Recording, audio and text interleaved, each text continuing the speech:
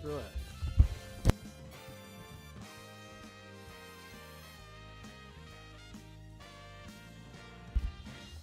Yeah, get that shit. Come on, please. What are you doing? Just stop. Okay? Just stop. Just stop. Okay? Hey, buddy. Come here. Come here, baby. Mhm. I love you, honey. I do. What's the matter now?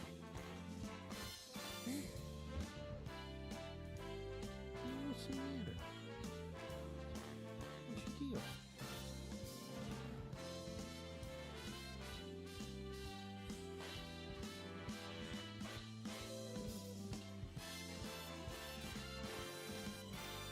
All right.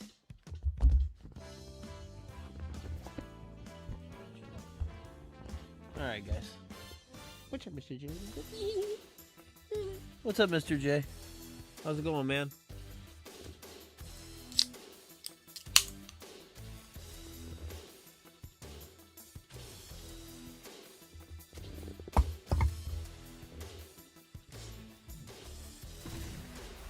Whoops.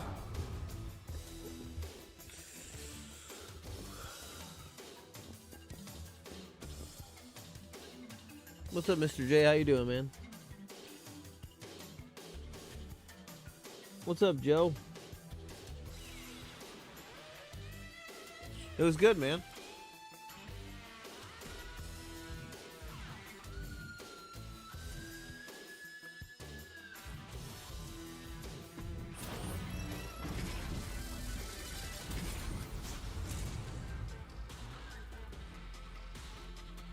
I hit the wrong freaking button. Okay.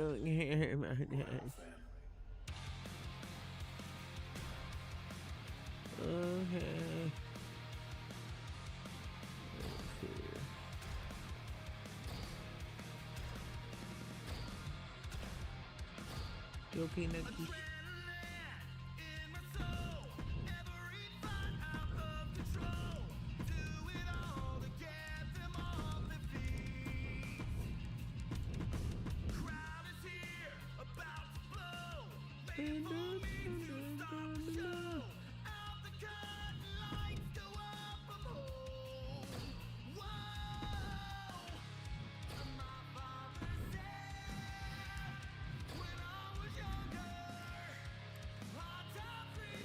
Fuck my shit.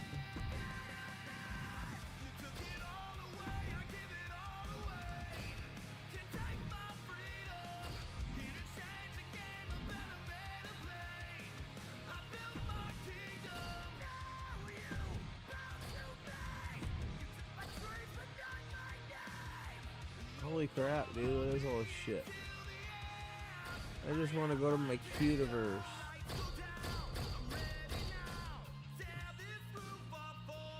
This is poor.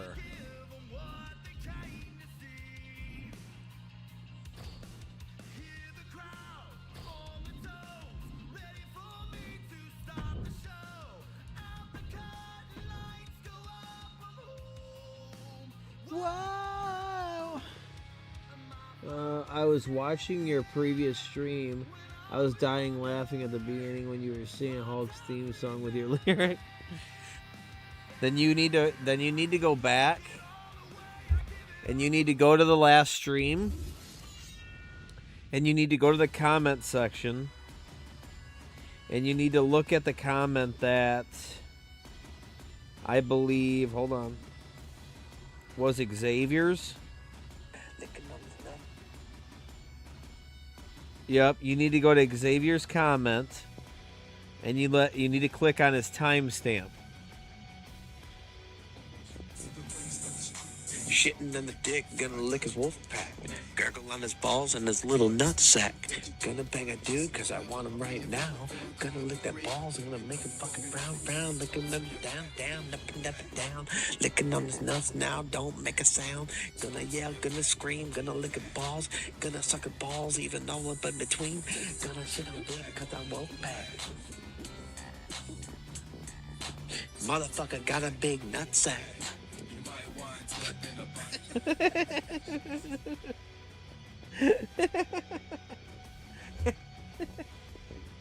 Hopefully you could hear it. Tried to bang a dude with a nutsack. Tried to bang a dude with a nutsack. All right, here's the draft, guys. We're starting the draft now. Let's get this thing rolling.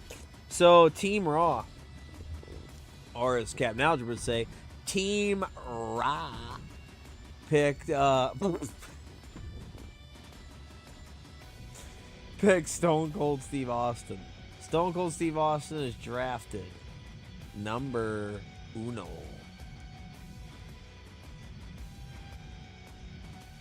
Well done, Stoner.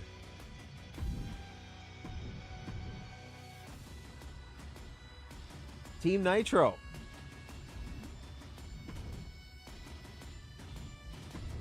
Team Nitro picks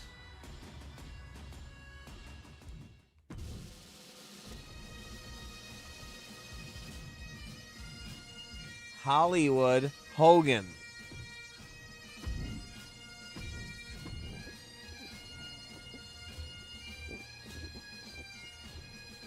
Those are the top two picks. I'd say they're pretty solid.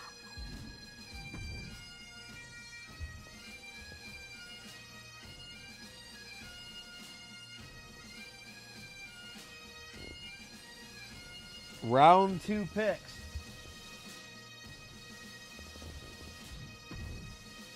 Team Raw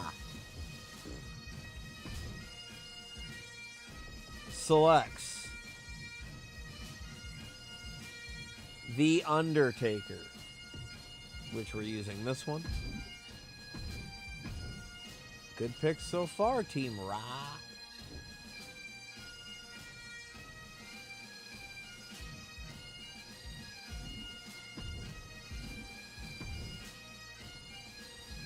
Team Nitro.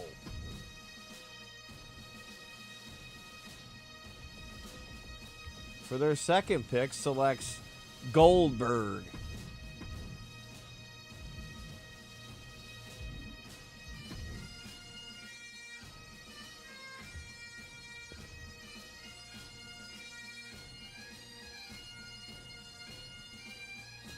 Round three. Team Raw selects, which this is a double whammy,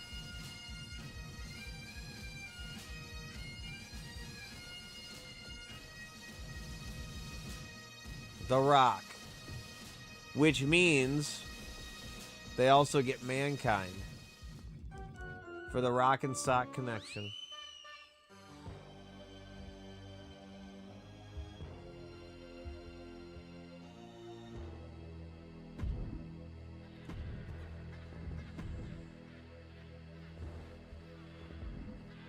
Okay. WCW selects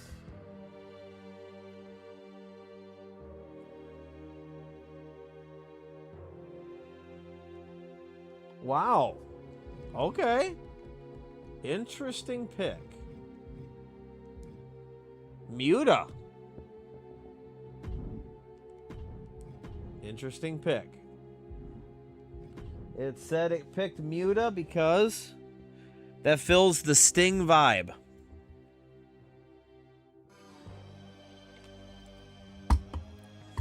Okay.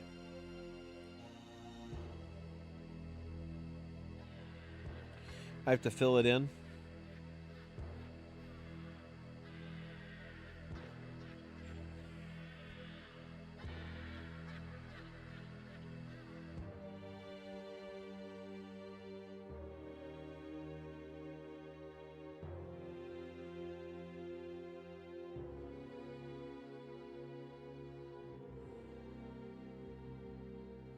Okay, I was just informing it that they got The Rock as well.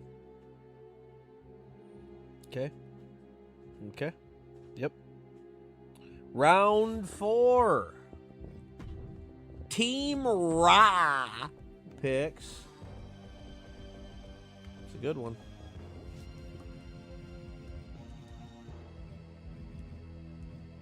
Shawn Michaels to Raw.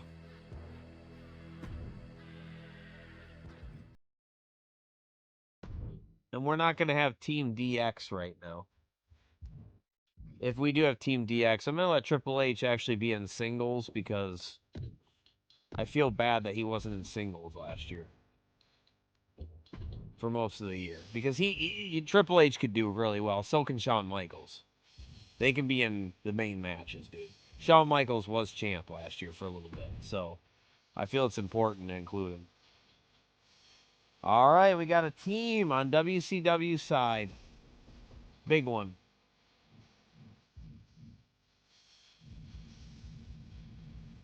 Kevin Nash. Which means they also get Scott Hall. We got the Outsiders.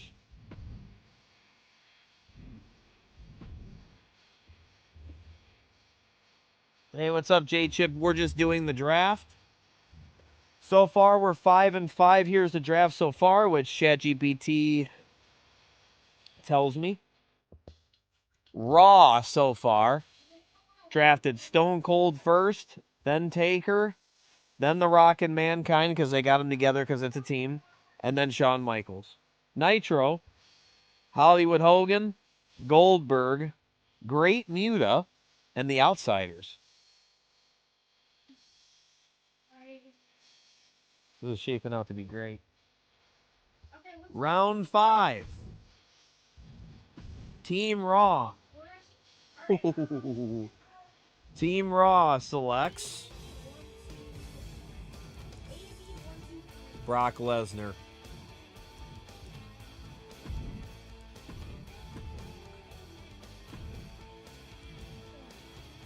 Oh shit.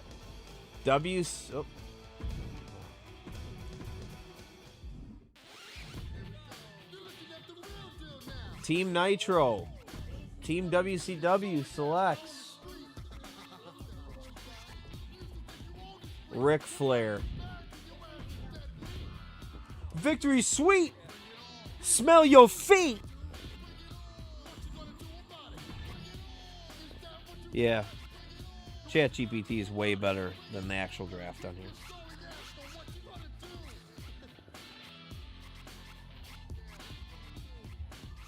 Okay. Team Raw selects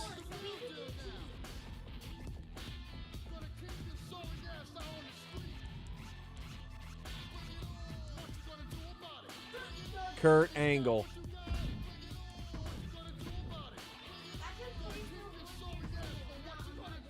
Team Nitro selects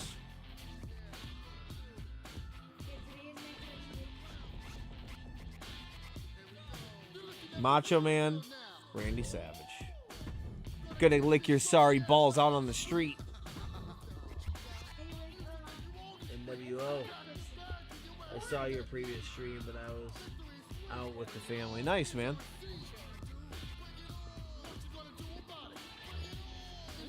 Yeah, the draft in this game sucks. So, ChatGPT is way better.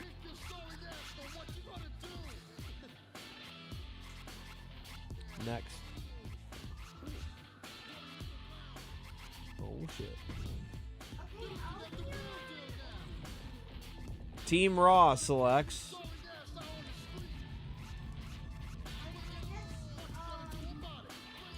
Jonathan. It was this Cena I used, right? Yeah. John Cena. Team. Oops.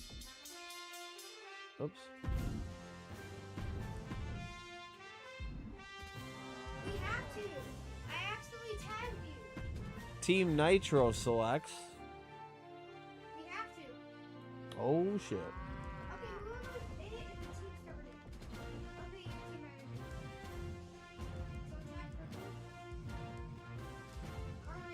manager. Alright, Rick and Scott Steiner. Steiner brothers are in the WCW.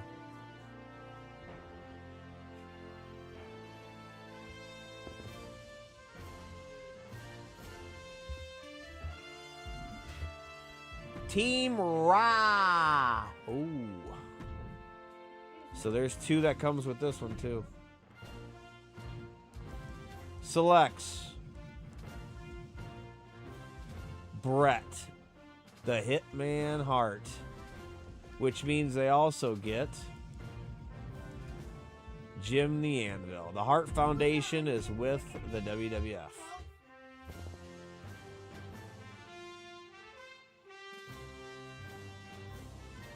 Okay, where is it?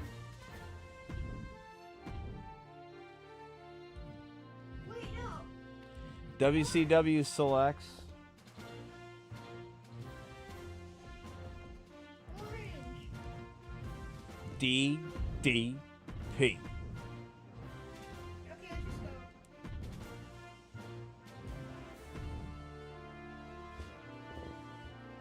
I have to update it. Okay, with Bret, you get. With Bret, Raw also gets Jim Anvil Neidhart for the Hart Foundation.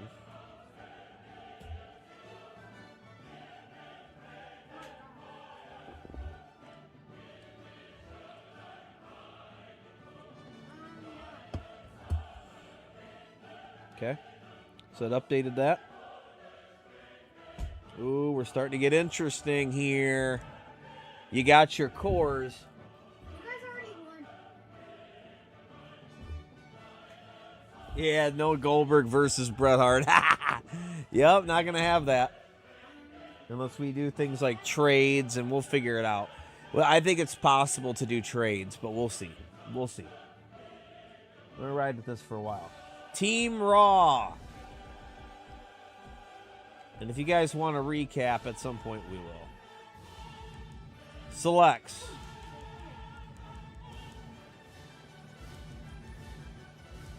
Roman Reigns.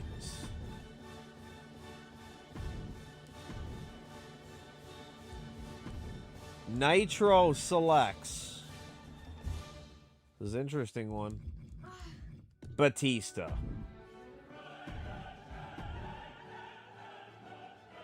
Alright, green.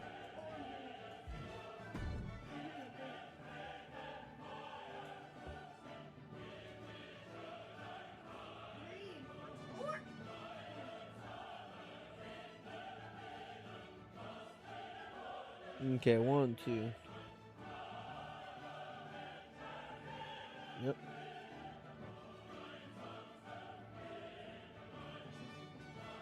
Okay. Next.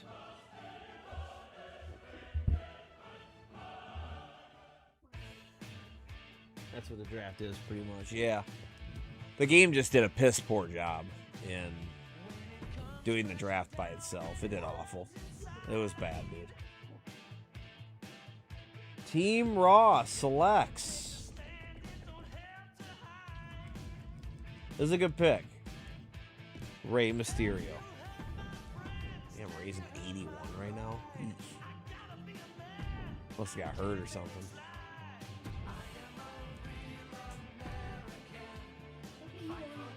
Wow. Wow. Vader to WCW. Wow. Monster pick up there.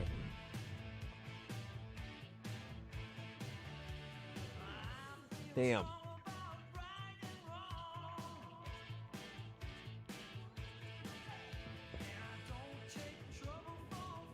Next.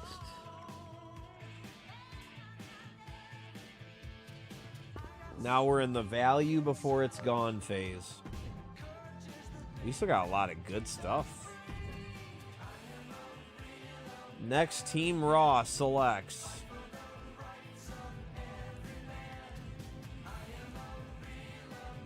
Triple H. Solid pick. WCW selects Eddie Guerrero.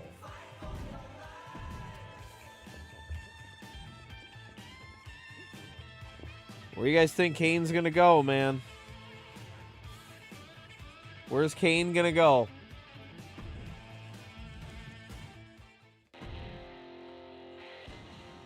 Team Raw selects CM Punk. Nobody wants Kane. I kind of want to be on Nitro. He's definitely staying on Raw. Okay. I can't wait to see where Joe Hendry goes. Big Van Vader's returning to WCW. Yep. You think Kane's staying with WWF? Team Nitro selects Booker T. Back to Dub C Dub. Team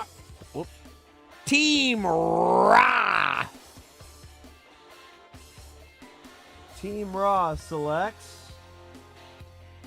Damn. Okay. Team Raw selects Rob Van Dam.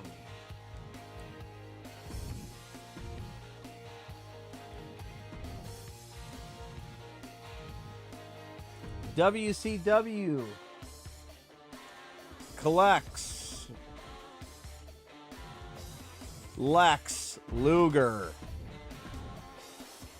So 2 of our current champions are now WCW, IC and European.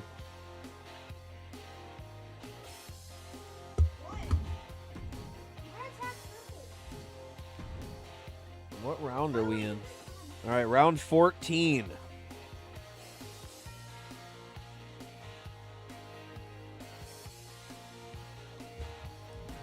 Quality pick by Raw here. Randy Orton.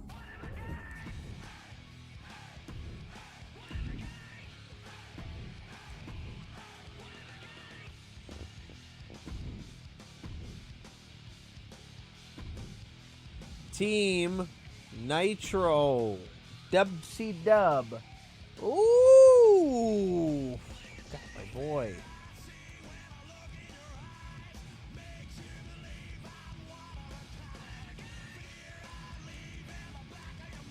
Roddy Piper, WCW.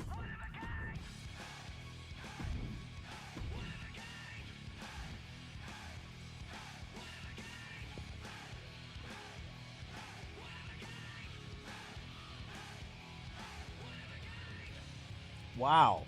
Interesting pick by Raw.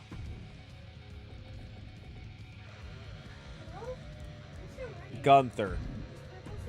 Interesting draft there. I feel like Gunther could have gone a long time ago. Or, I mean, could have gone a lot later. Woo! Team Nitro just knocked it out the park on this one. Damn, Nitro.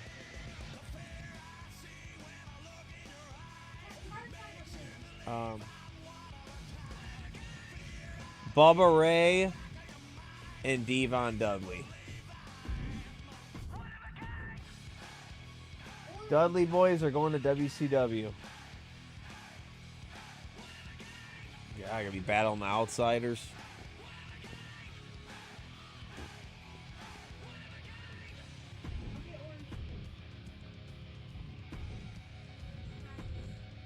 Raw selects.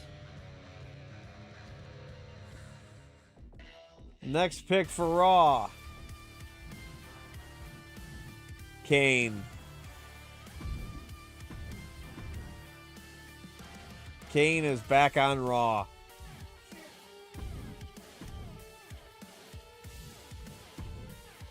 I kind of wanted to fight these WCW motherfuckers, man. I ain't gonna lie to you. Team Nitro.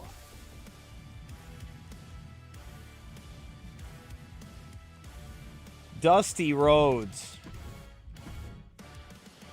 Good pick.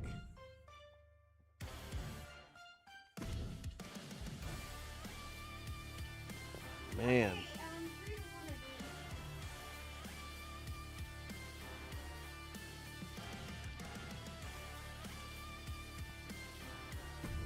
Team Raw selects Seth Rollins.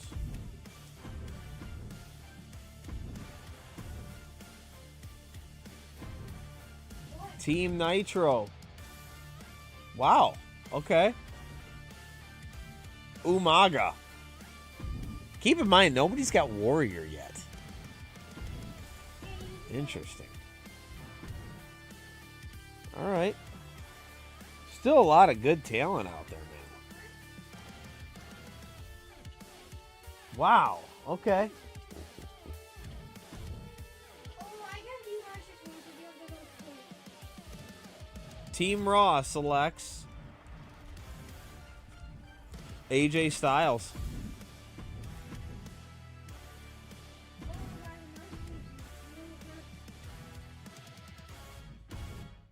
Team Nitro selects. Wow.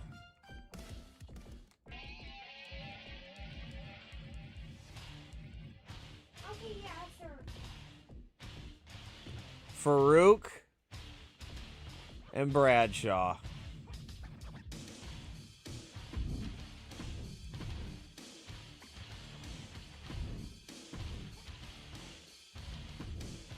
Wait, no. How about I go for you? You go for orange, and orange goes for me. I go for you. You go for Okay. and orange goes Team Raw selects Andre the Giant, which also gives them Haku.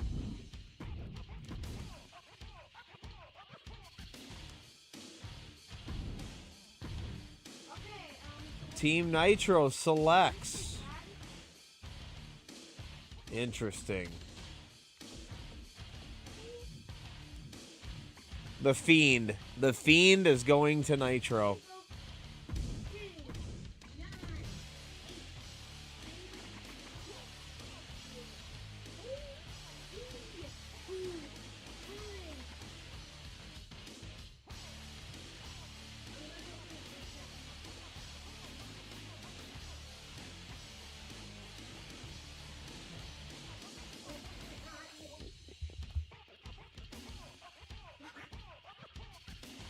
Dudley's in WCW.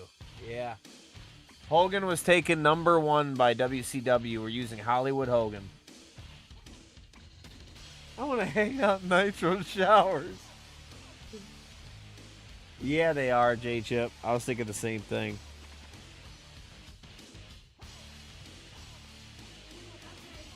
Ooh, okay. Okay.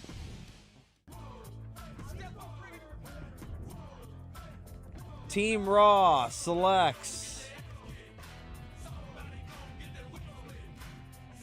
Mr. Perfect. Great pick.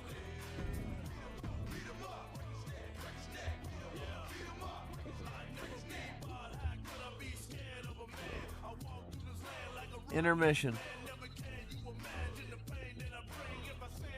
Okay. Team Nitro selects. Wow. Wow. Wow.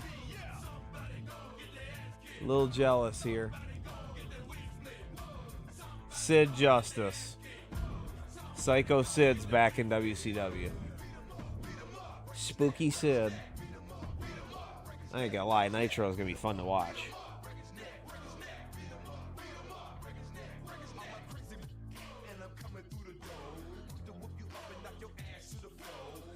Okay. Ooh. All right. We kept them together. British Bulldog. Team Raw. So he is with the Hart Foundation. Team Dub C Dub. Interesting pick here, but somebody's got to take him. Terry Funk. WCW.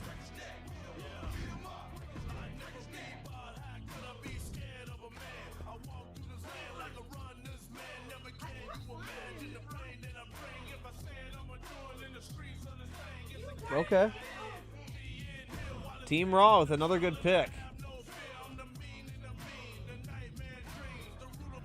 Ken Shamrock.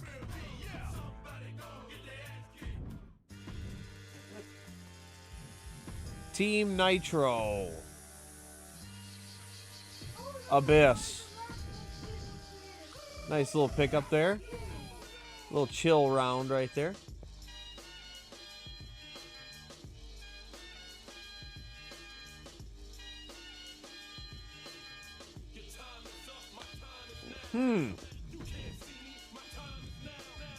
Okay. X-Pac to Team Raw.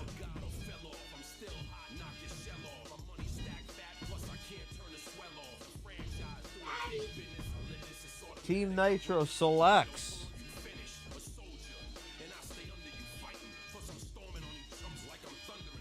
Sandman, which means they get New Jack.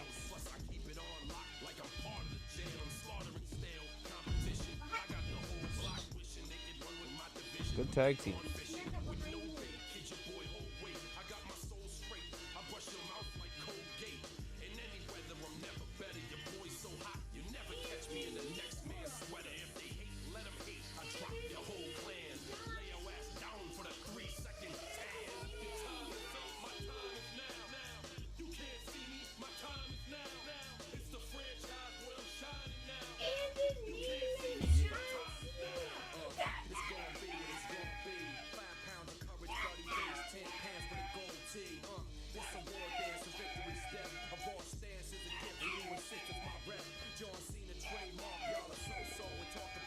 What's up, Jesse? How you doing, man?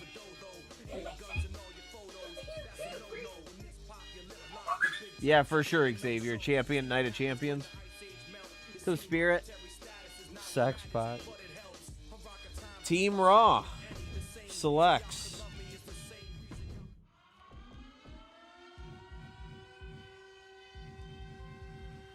Doink the Clown.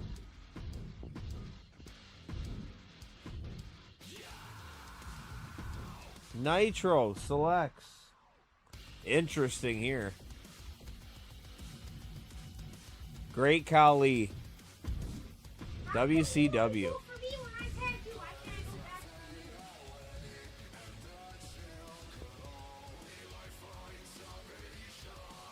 All right, guys.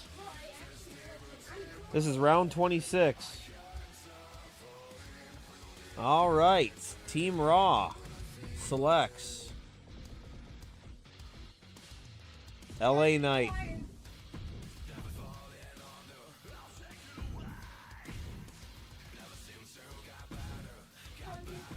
Nitro selects the Hurricane.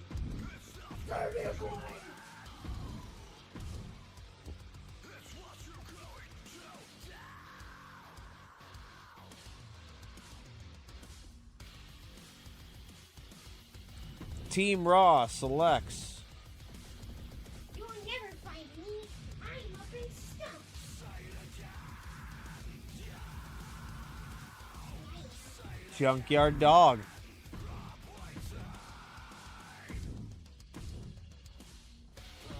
Nitro selects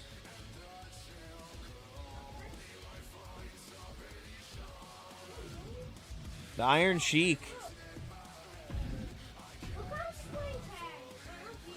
Interesting pick.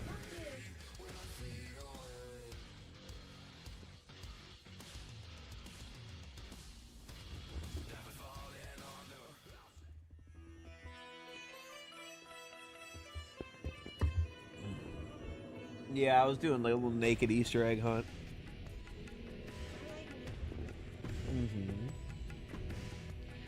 Raw selects Honky Tonk Man. Honky Dick Man. Nitro selects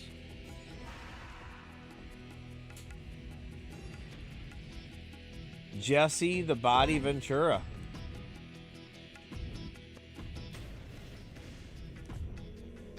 I slam dudes in my way.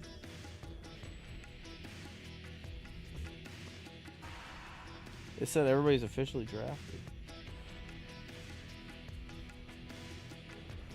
Oh.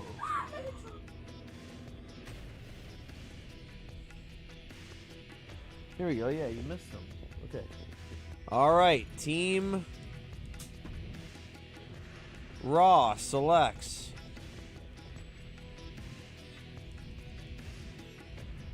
Rick Rude.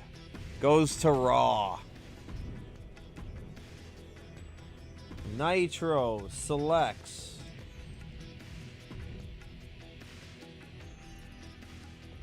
interesting.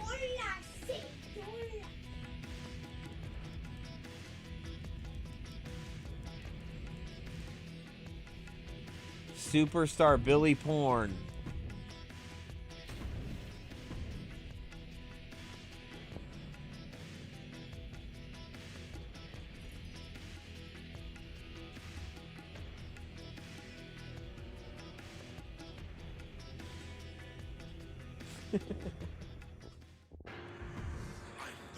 Team Raw selects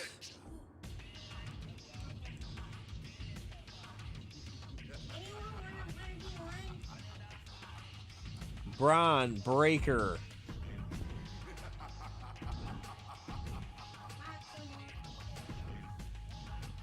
WCW drafts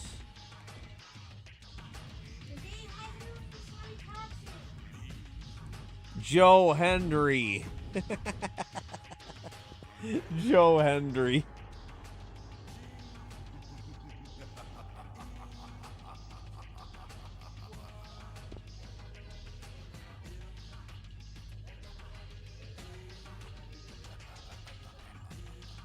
I think we selected everybody.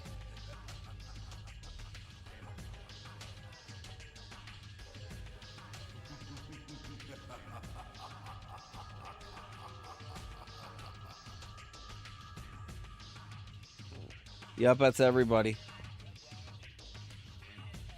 The last person drafted was Joe Hendry. He was the last person drafted. All right, so we got to do the titles here. First of all, we're not having this. And we're not having that tag team.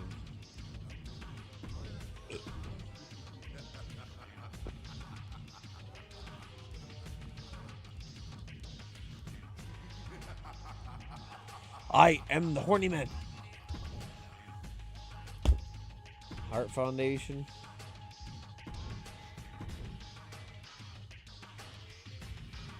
Now, who's going to start out with the Intercontinental? Well, the Intercontinental Champion was DDP. I'm a big fan of giving it to Rey Mysterio or Randy Orton. And I think what we'll do, guys, is we'll make some sort of division and we'll fight for it. Because I would argue that if you wanted to put, like, The Rock over there or something, you could do that, too. Only problem is they're the Rock and Sock connection. I don't know how many tag teams you're going to have. That's the problem, dude.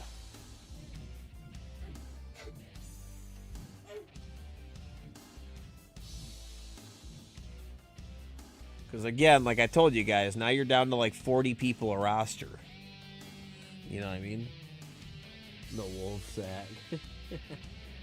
I'm just saying, if Dean Malenko was in, he'd get the first pick. Nitro believes in Joe Hendry. Nugget does too.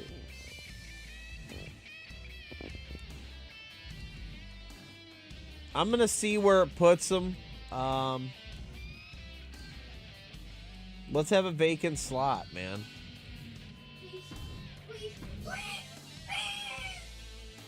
I mean, technically, you could do that with everybody. I'll be honest, I think clearly I was the champ. Because, see, here's the problem. If you have somebody who was the champion, the tag team champions were on the other side. They were, you know, I think if you had it, then that's yours. But nobody was the Intercontinental Champion on Raw anymore. He went over to Nitro. So now you don't have an Intercontinental Champion. So now you need to find one. I would argue that you give it to somebody like Randy Orton, but I think we should make somebody fight for it. I think that we'll have a match. We'll see what the divisions look like, and that's what we'll do.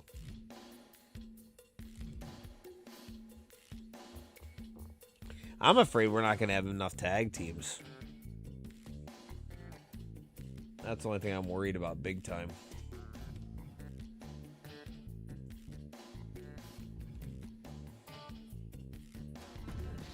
I slam dudes in my way. I gurgle balls all day.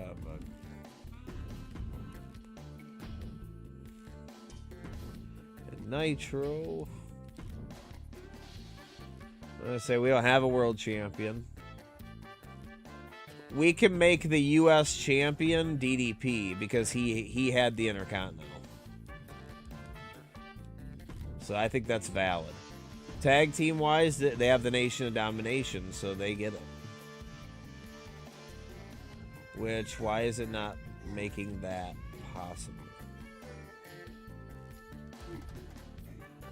It does that, why?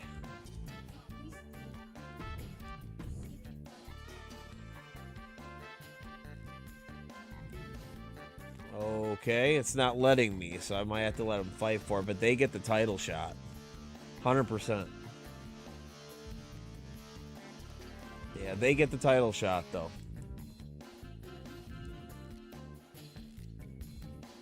That team got drafted, right?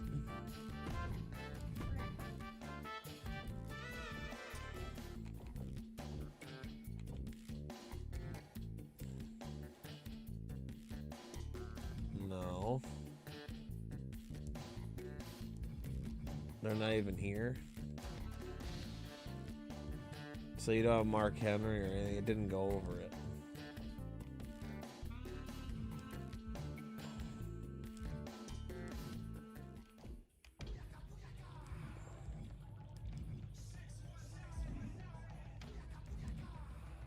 They didn't do it. I can tell you what.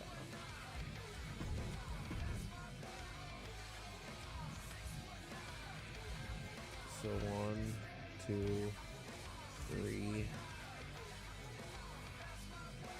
God, there's not enough tag teams, guys.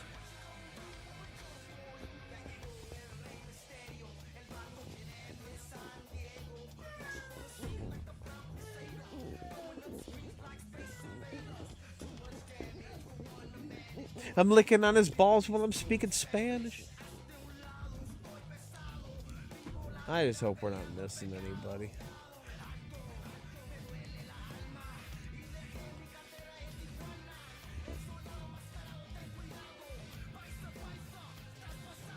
Dude, the New Age Outlaws aren't with anybody. It missed people, dude.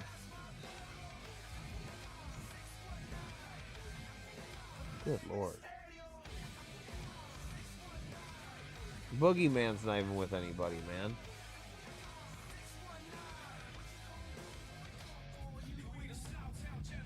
So it definitely missed some people, man.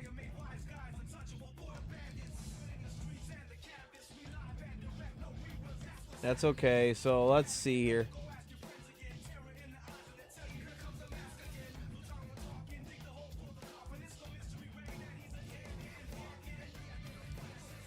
So the New Age Outlaws don't have anybody, so hold on.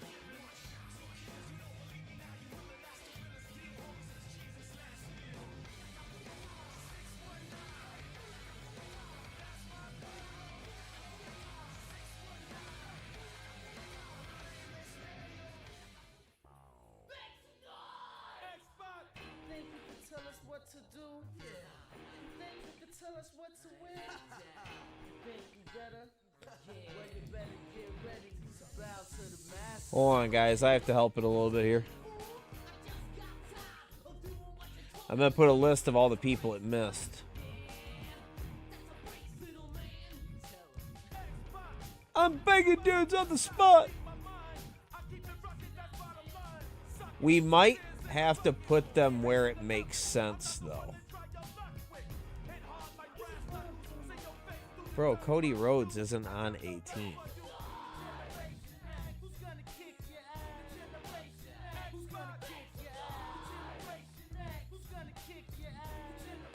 Really, Cody Rhodes should be with Taker.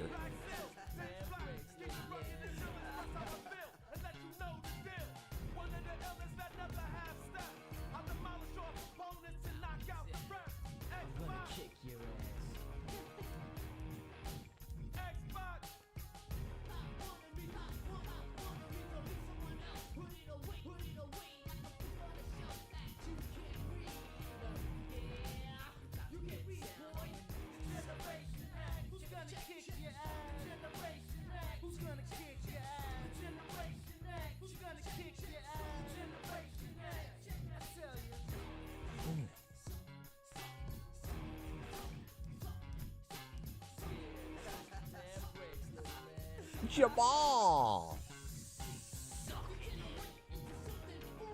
I just got time.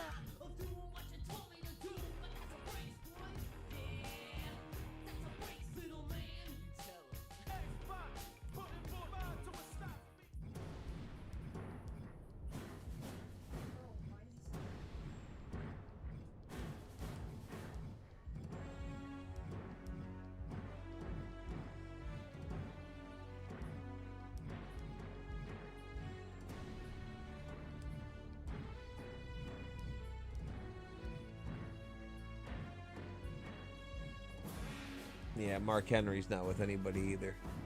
So it definitely missed a couple of fucking people. Headbangers aren't with anybody. Yeah, we might have to... Mr. Wonderful, dude.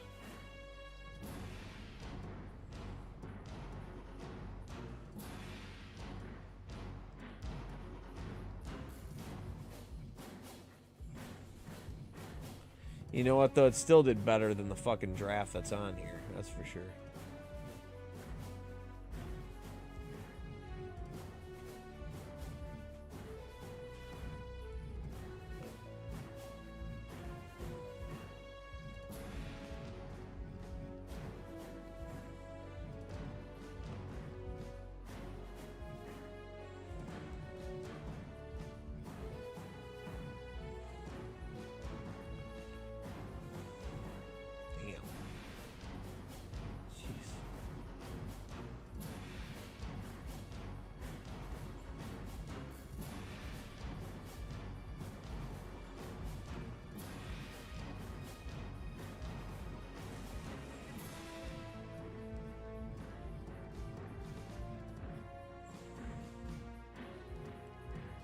Yeah, Tito Santana.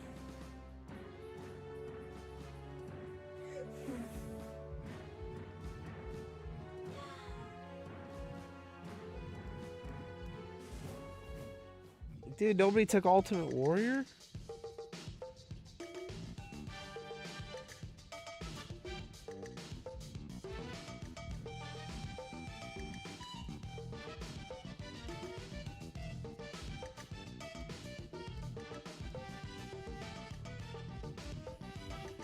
Dude, Yokozuna. Damn, I missed quite a bit, brother.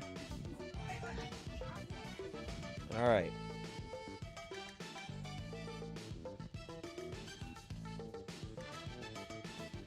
Oh, okay, there's a quicker way to do that. Okay, that's alright.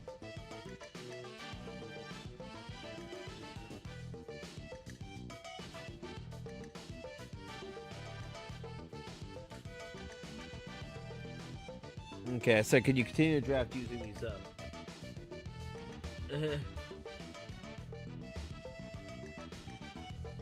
Ray and Randy fight for it, yeah. Need more tags, yeah.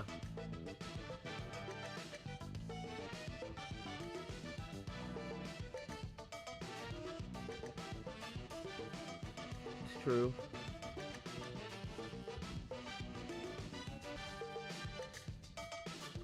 Yeah, I could have you guys select where they go. That's true.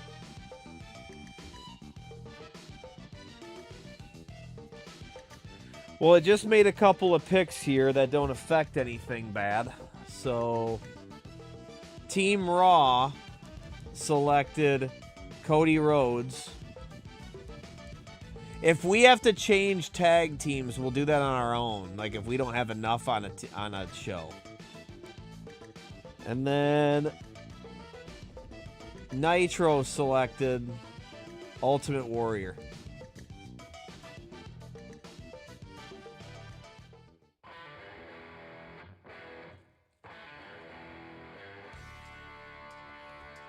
Team Raw, which is who should get this. Yep. Team Raw got Badass Billy Gunn and Road Dogg. Whoops.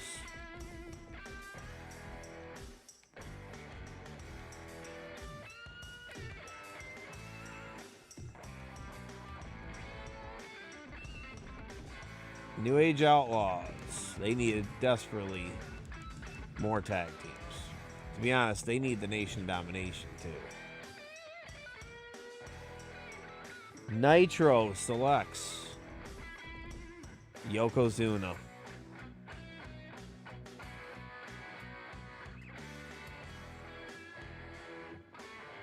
Raw selects Perfect. Mark Henry and D'Lo Brown. That's right. They needed that, dude. Nitro selects the Horny Man. Boogeyman.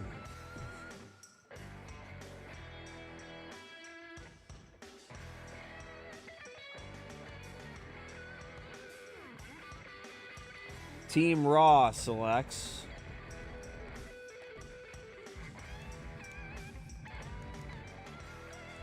Mosh and Thrasher.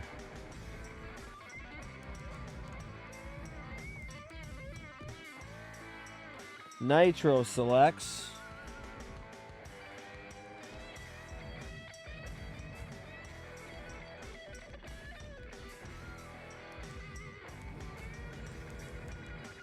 Mr. Wonderful.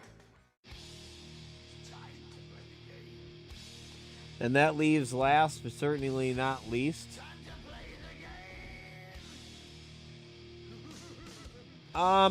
it says Tito Santana should go to Raw, but because Raw has 39 and Nitro has 38, let's give Tito Santana to them because they have one less person. So now they'll have an exact the same amount.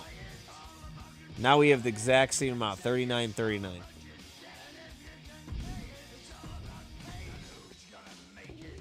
I am this guy. You don't want to kiss me? No way you can bang me. What? Look over your shoulder. I'm fucking a dude.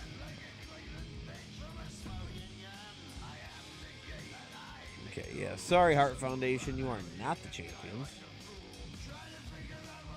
And again, it's not letting me select D'Lo.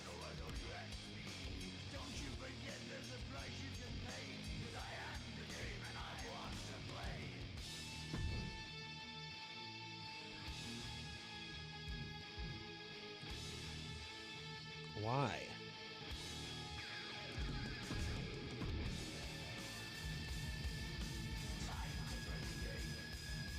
I mean, they're a team for sure.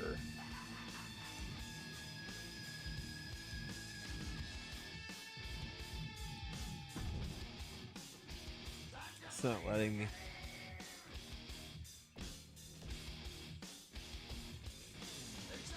I didn't put them with the wrong show, did I?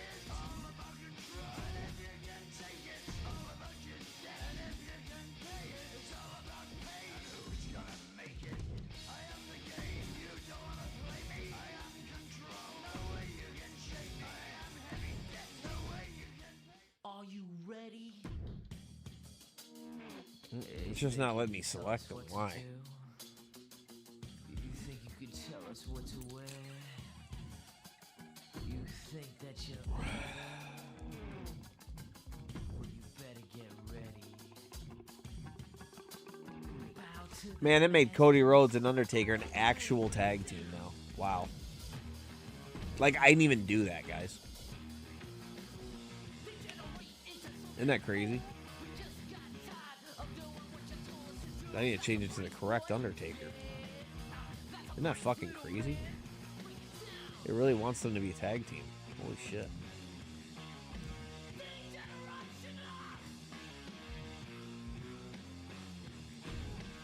I think I might break us up. Think you can tell me what to do? Yeah. Know who you're talking to? Well, you better get used to the way the ball bounces. Yeah, I think it's just kind of gone. I think Brothers of Destruction are just dismantled for now, dude.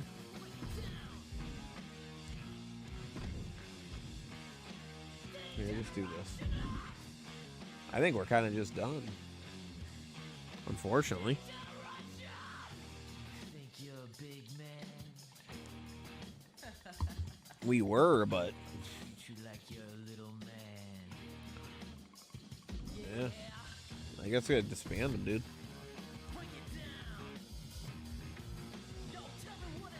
Yeah, I got him right here. You okay, Nate?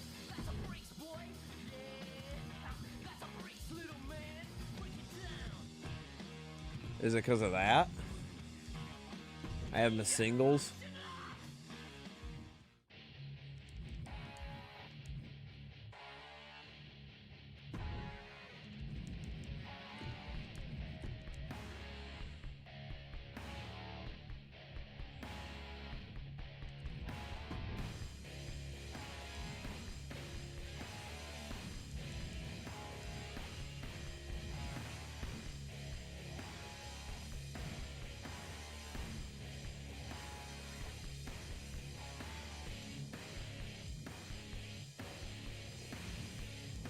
I guess you can kind of get rid of this team. You have 2 Heart Foundations.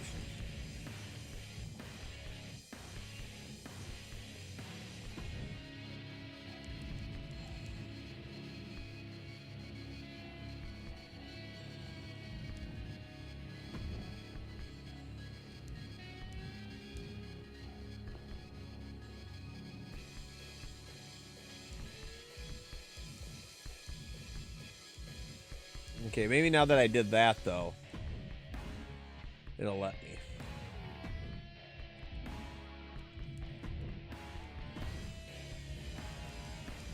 Ah!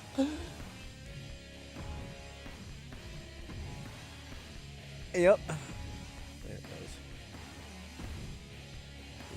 All right. So then that means for the Intercontinental, well, first of all, we got to edit our divisions on both shows. I'm in the car!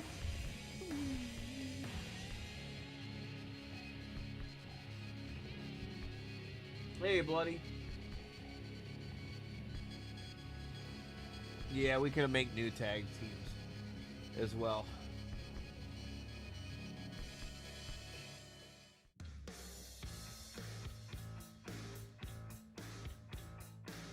Come hard. All right.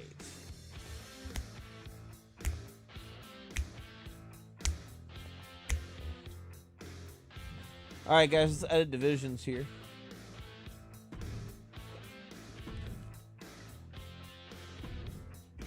So who we putting?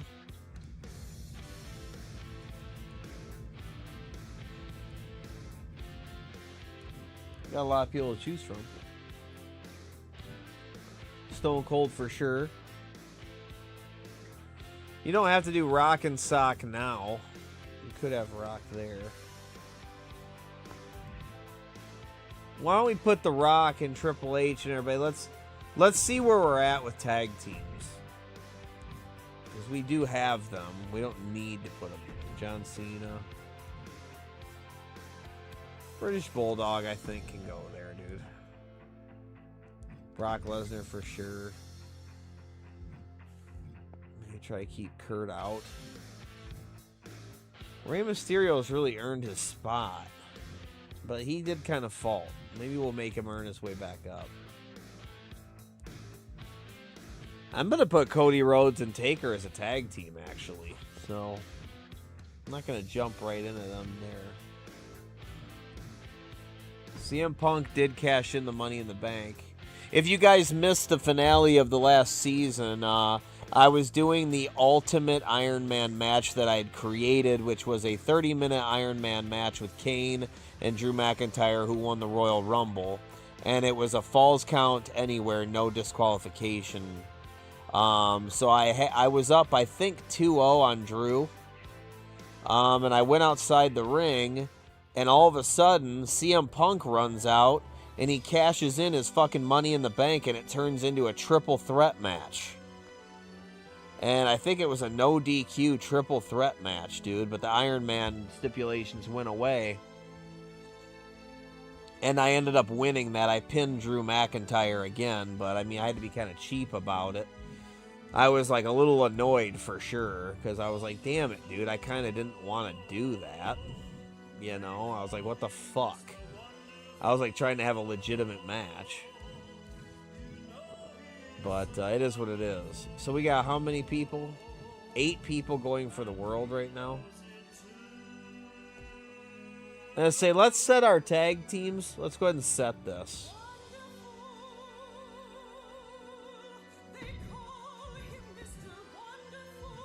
You gotta do these two. Gotta do those two. Those two. And those two. I don't have to do Rock and Mankind yet. I want to see where it puts me. That's not bad. That's 5 teams, and I have a possible 6 if I don't create more. Well, there's 6, including the champions. That's actually pretty good. That's actually pretty good. So I really have 7 teams. The possible 7 teams without creating anybody, without having to do anything. That's what I got. All right, let's see what the division looks like if I add my Intercontinental. Ravishing Rick Rude. Mankind. Yep. Yep. Yep. Yep. Yep.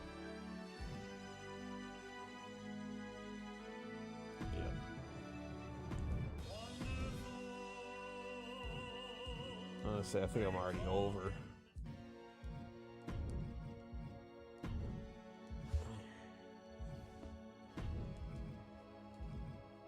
How much does that put me at? Ooh, that's 14. So if I add the rest into World,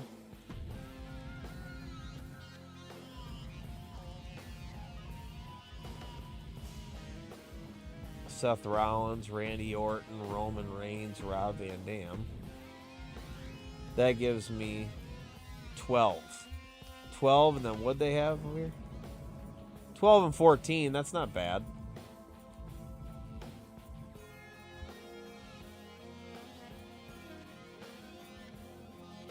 I could keep it at that for now, man.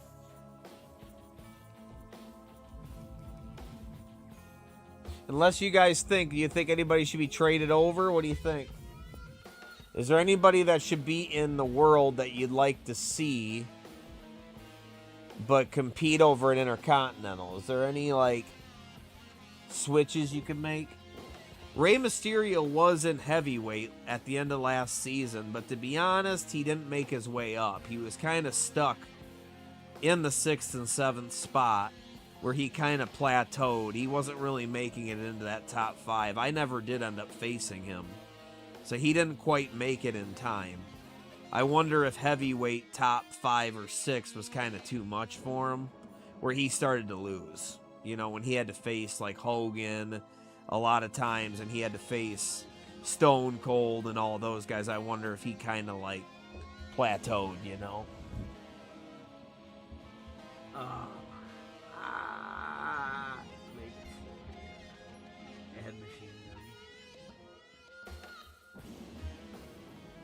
think it's perfect right now.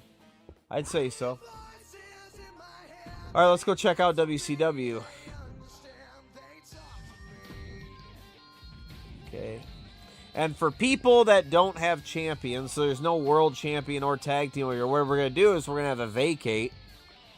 And we can do a King of the Ring for it. We can do whatever you guys want.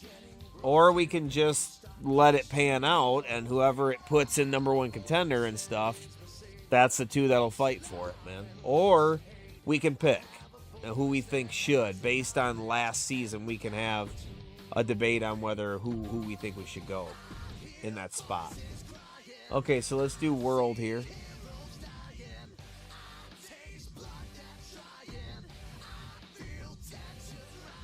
I feel porno in my bed.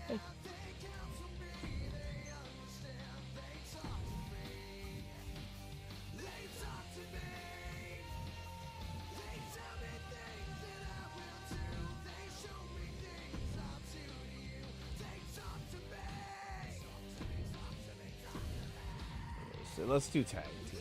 I like to get them out of the way. Steiners. Yep. So they only got 1, 2, 3. Yikes. So WCW only has 4 tag teams. Yikes. That will get old very fast.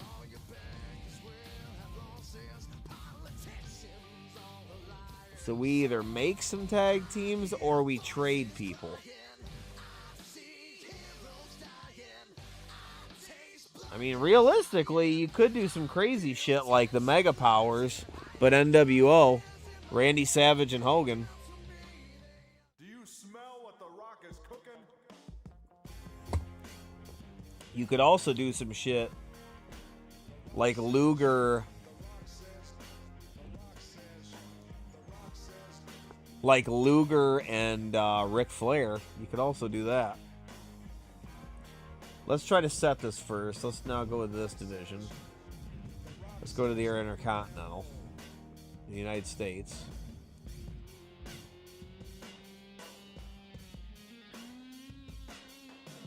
I think it's only fair that Luger gets a title shot at the U.S. title because he was the European champion. And he was doing really good, too.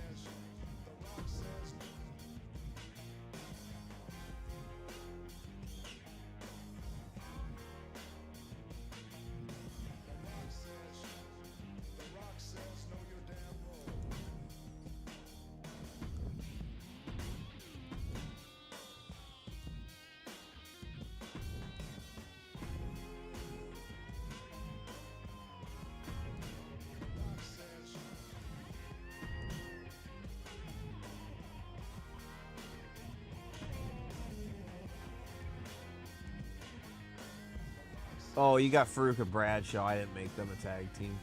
I gotta make the Acolytes.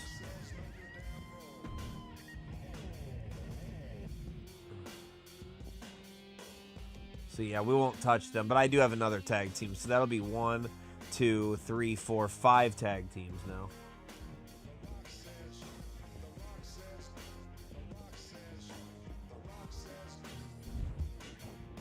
You too, Linda. They're going good, Linda. Let it pan out, see what the pay-per-view says, yeah.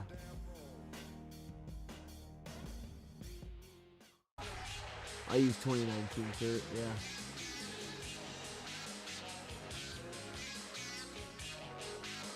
They are in game and won't take away from the singles titles. Ah! Alright. How many people they got? So they got fucking 12 people right now. So what, 7? I need to add way more. 7.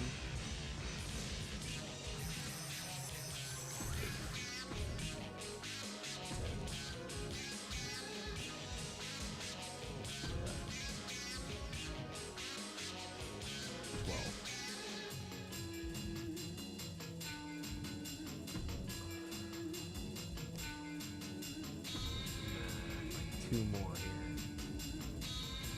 Let's see what we got. Oof.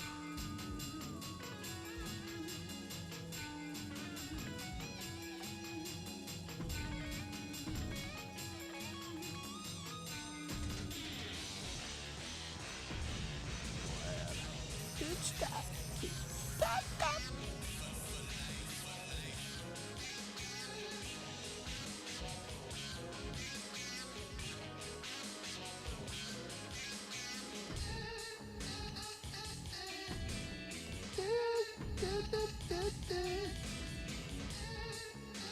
That's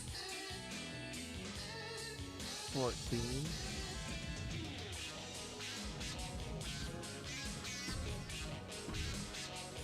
Yeah, we need to make them a team. I haven't done the Acolytes. I need to do that now.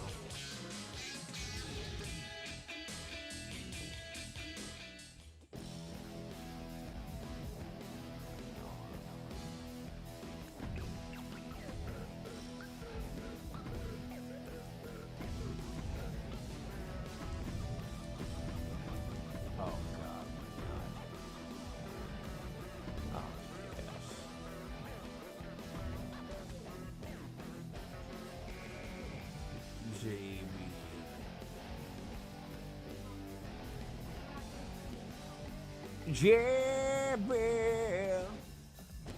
and Farouk.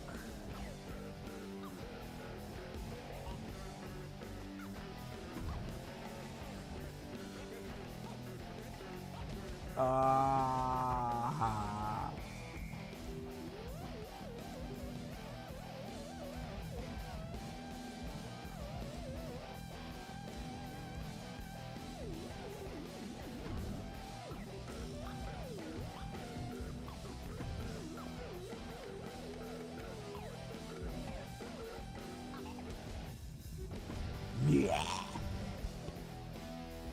Wah.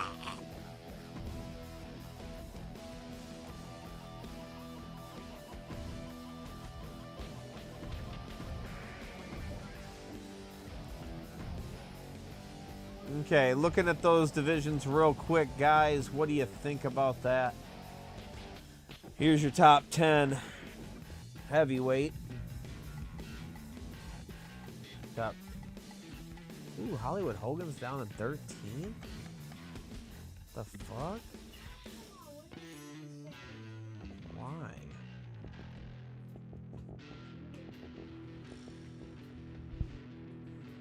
Looks hood as fuck.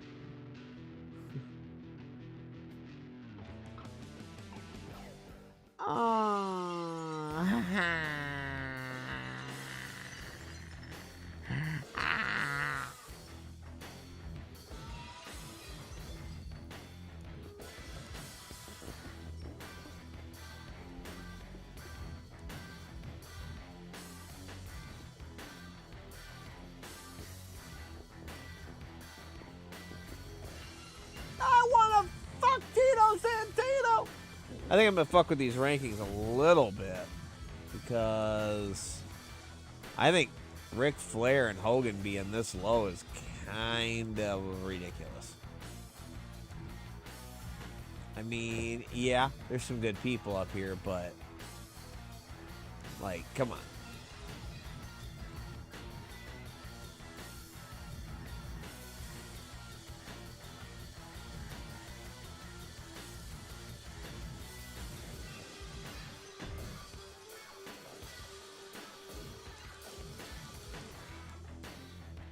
I mean, it's Ricky Flair.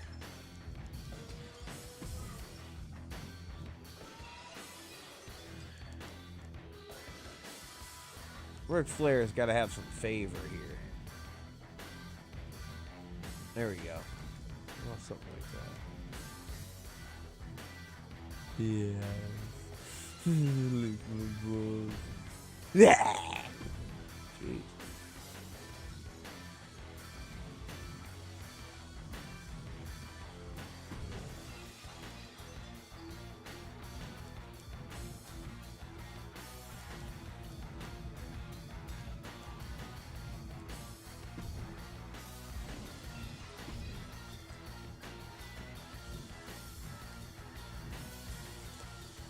Mr. What the fuck?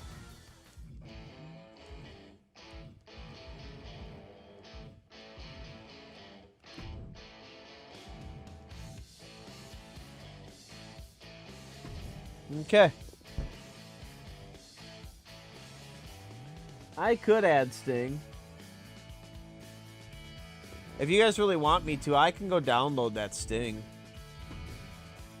If you think it'd be a good idea. No, I'm not huge on community creations, but The Sting, I mean, let's be honest, it's probably really good. Let's see what his overall is and shit, though. I don't like downloading motherfuckers that, oh, he's a 99 or something. Like, get the fuck out of here. You know what I mean? So what is he? This guy's guys.com. He's a 96. I mean, he probably is that. That's the same as Rock and Stone Cold and shit.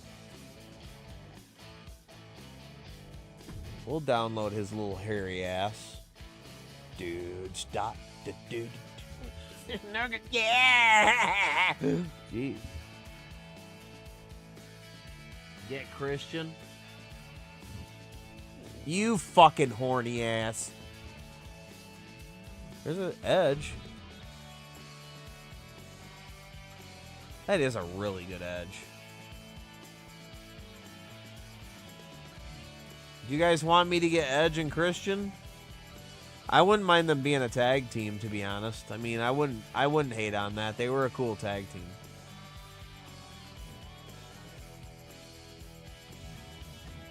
I haven't seen... Oh, Christian's right here. What do they got him as? An 87? That's about right. I'll get Edge and Christian. Fuck it.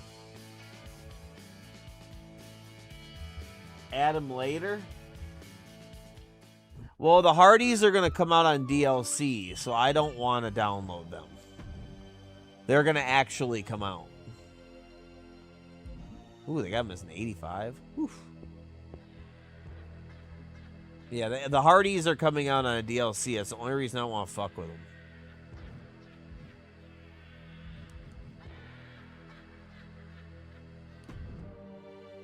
I can get Edge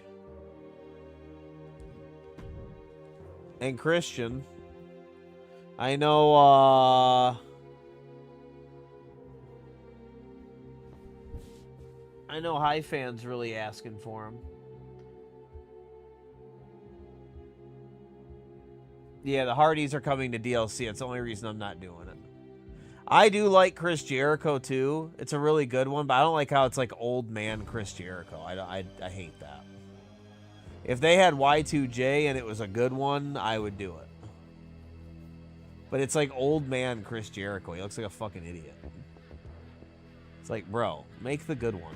Like, look at this. His picture's cool and everything, but look at him. He's like fat. Like, it looks just like him, don't get me wrong. It's him now, but it's old Chris Jericho, dude. Like, what the fuck? Why don't we have Y2J? Like, make fucking WrestleMania 17 fucking, you know, Chris Jericho. I don't want to get too crazy, so let's just stop there with the downloading people. I'm not huge on it. I can add Sting now, and it'll make it more fun. It will. Here's the thing. We could have it be a surprise thing later, but I'm also like, this is a fresh start. We're on a fresh season right now, dude. You know, so if we're going to fucking do something, I'm almost to the point where it's like, let's do something now. You know what I mean? Like, you kind of need to do it now. So, only because WCW needs it, I'm probably going to add Chris Jericho and, I'm sorry, Christian and Edge to them. They need the tag team right now.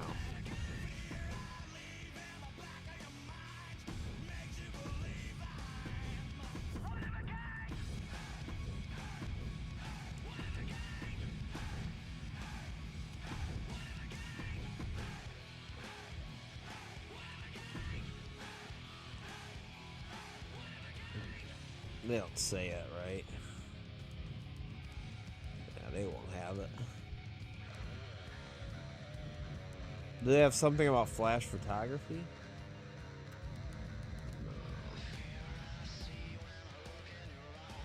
Suck a good day. It's okay, they won't say nothing.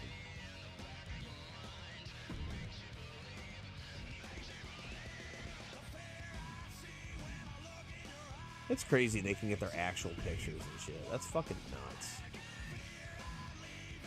Like, that's crazy. That's not like... Look at that. It looks like he's really in the game, dude. His hand's all in front of Edge. I was gonna say, just because that looks like shit. Isn't that crazy? It looks like they're legitimately in the fucking game, dude. That's insane. That's insane, bro. It really is. That's nuts.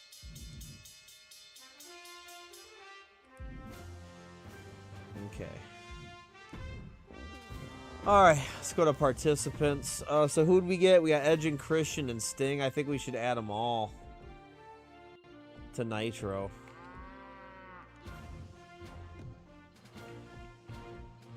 Oh shit, I just did the wrong one. Oh no.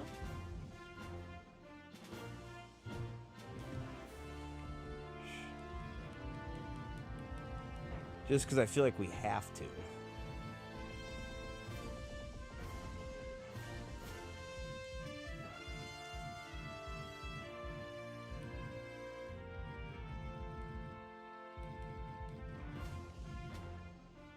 Look at that picture, dude. That's like perfect.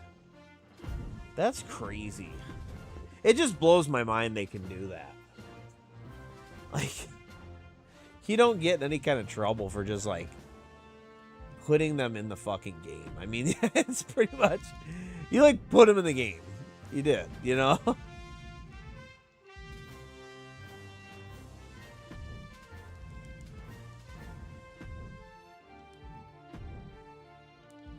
Where'd they put Sting at? Let's fix that. I mean, because to be honest, he don't affect us anyways.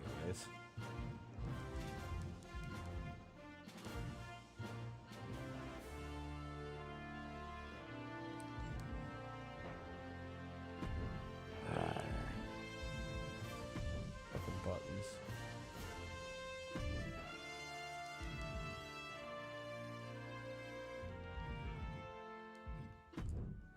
No, I'm in a knot!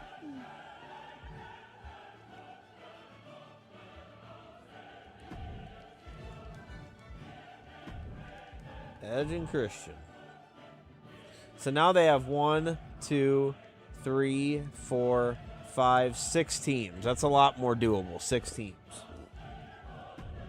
And realistically, we could do something like Luger and Sting. Just like on Raw, we could do Rock and Sock Connection. We could still do Triple H and Shawn, the DX. We could have them come back.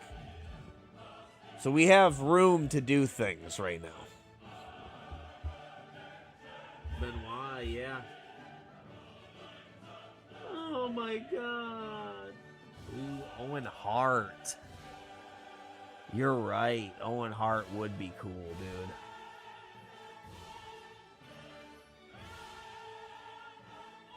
No, for sure. I kind of wonder that, J-Chip. If it's a way for developers to get around having them in the game. Nice color. You know, I guess I can be with you on that. Because I guarantee I'd seen it already. There was an Owen Hart on here. And I ain't gonna lie, it'd be really cool to have Owen. I've wanted Owen on here for a while, and really Raw could use one more. Where's he at? There's a really good Owen Hart, and it's like right up here in front. I'm gonna slam this man only. Ah! I seen it the other day. Because I also thought about getting the Big Show, but because they did have the Giant from WCW. They did. But I'm like, you know, as much as I like him and everything, I was like, I don't need him. Just like Kenny Omega, like, nah. There's Raven. Holy shit.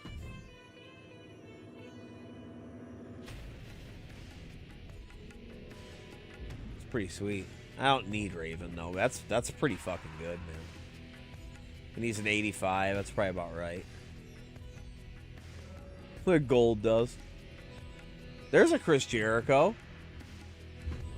3rd page. It's probably pretty good. Damn, that's WCW Chris Jericho, bro.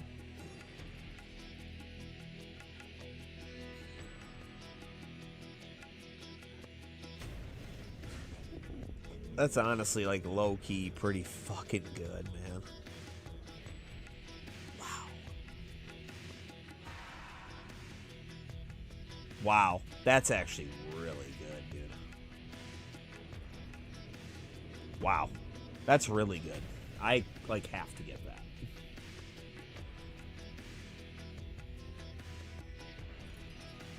that. Raven. You really want me to get Raven? Do you guys really, really want Raven that bad? I know Raven's a big fan favorite. Do you guys want me to... If you really want me to get that Raven, I will.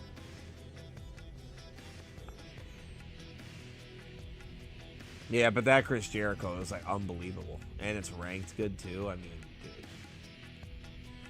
dude, they got that Taker.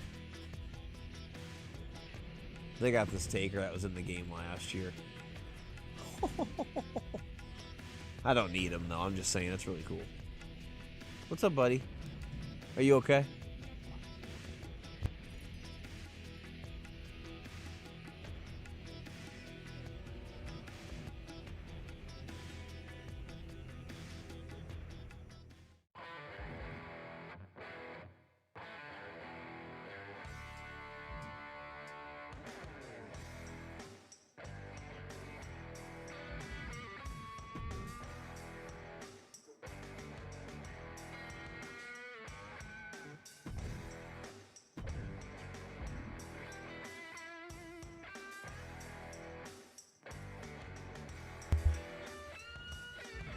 Alright, sorry about that, guys. I wonder if that's a Jake the Snake dish from last year. I'm cool on that, though. Where's Owen, dude? He was on here, man, and it was good. I could just search it up, but... And I thought he was right here in front. No, not Raven. Maven. Okay. Yeah, I'm looking... There it is. That might be it right here. He's a 90 overall. Dude, look at that. How do they do it? How were they so exact? How did they do that? It's unbelievable. Like that and that Chris Jericho, how? How does it look that good? They made him a 90, which is a little... I could go with him being like more like an 87 or something, but it's okay. That Wolfpack Sting. Damn. That's talent, my boy. I'm telling you, man. It's fucking impressive, bro. Like, it's impressive. If that's not the developers, then, dude, these people are insane if they're just sitting in their houses using this shit. Like, how, dude? Let's get Owen on Raw.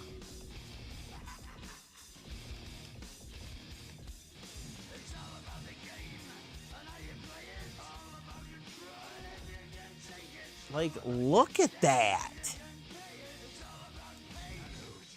Look at that.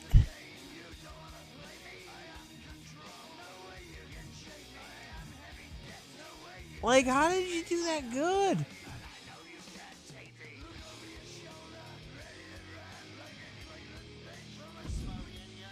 That is just... That's nuts. That's all you can say.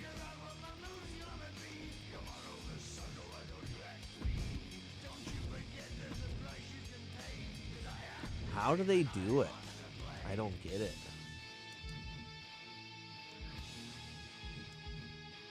We'll add him to,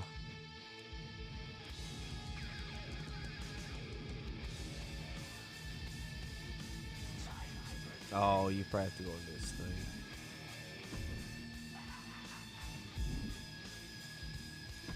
think. Hold on a second.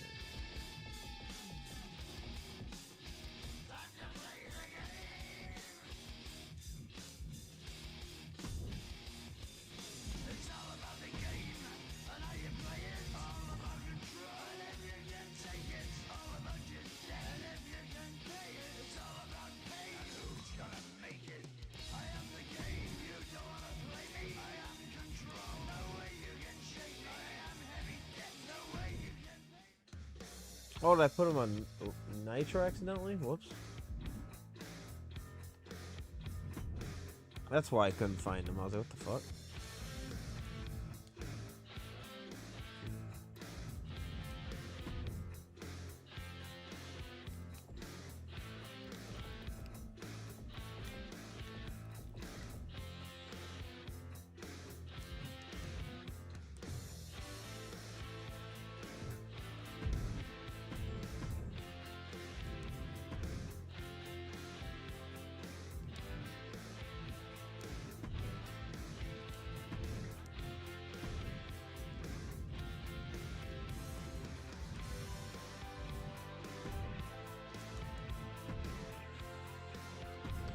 All right, man, it's coming together here.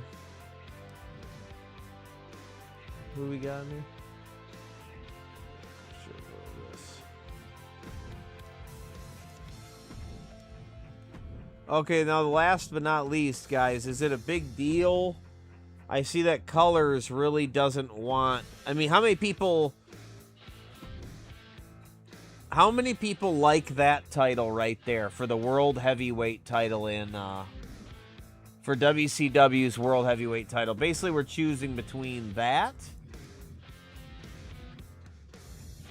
or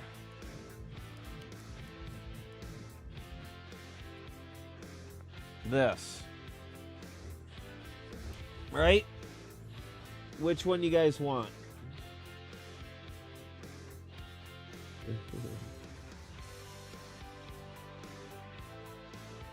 It's gonna make me buzz. What's up, David? Has to be the developers. Yeah. No, it's okay, buddy. It doesn't need to be exactly raw, even, guys.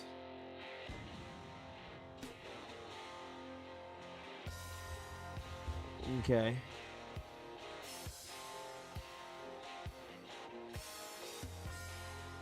I like the one you got. Big gold all the way. Big gold. Damn, way more people want big gold. Okay.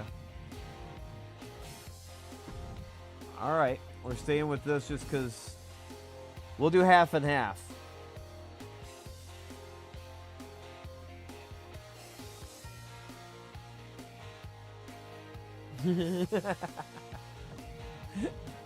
We'll change it halfway through the season. How about that? We'll change it at some point. We'll get our assholes fucking plowed. How about that? Wimp.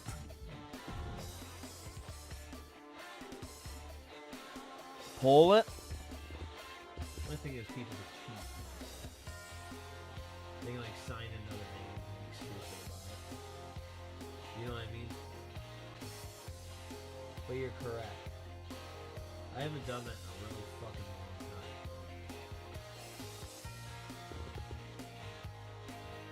Oh my god, I love it.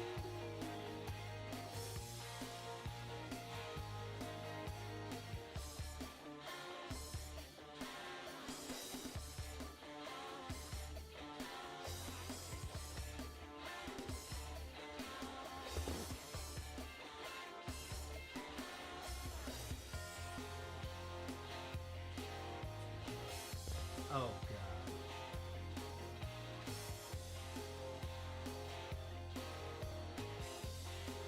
Did I do it wrong? No. There you go, guys.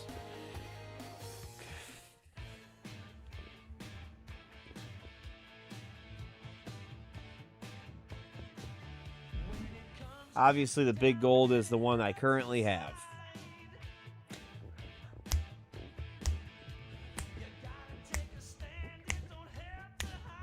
God, okay, we get it.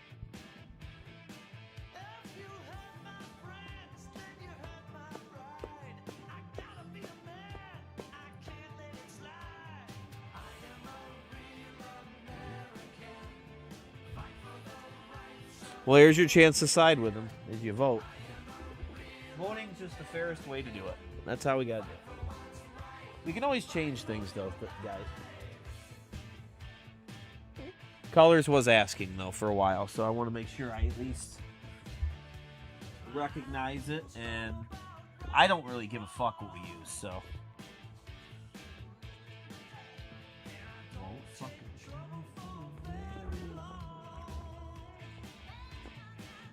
It's so weird, I dropped that and found it.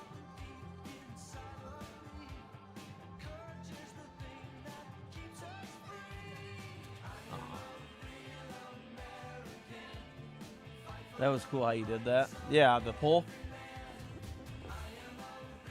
I need to start using it more.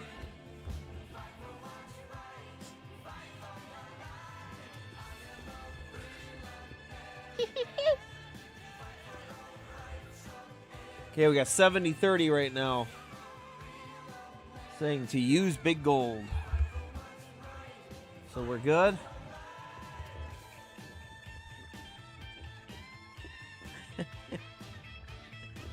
Hopefully it still saved our win-loss. What's my...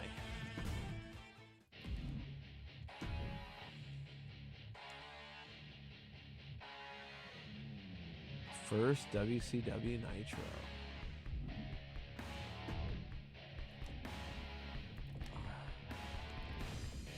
Yeah, we gotta finish this.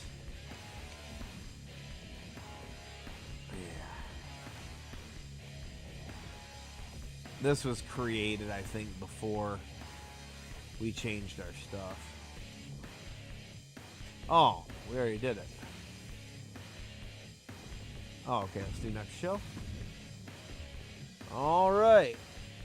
We are finally on the next year.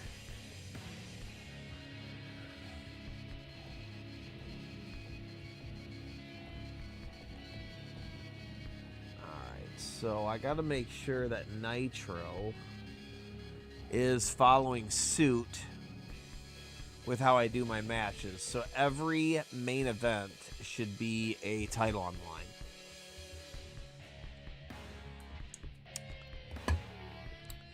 The problem I think it's having is not everybody has a title. So it cannot do that.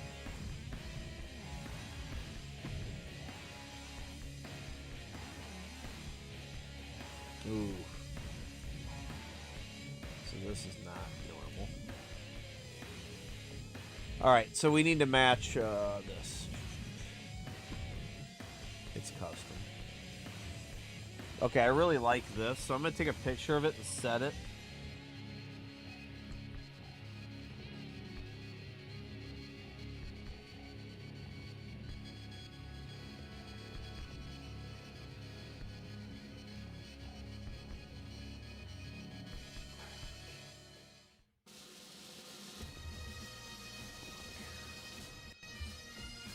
I need to set Nitro. Gonna get it down. Thank you for that, Stevie Richards. Let's do a Maven poll.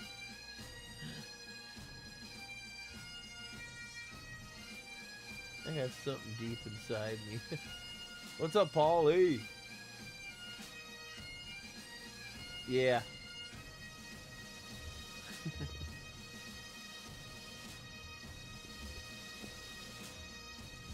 All right.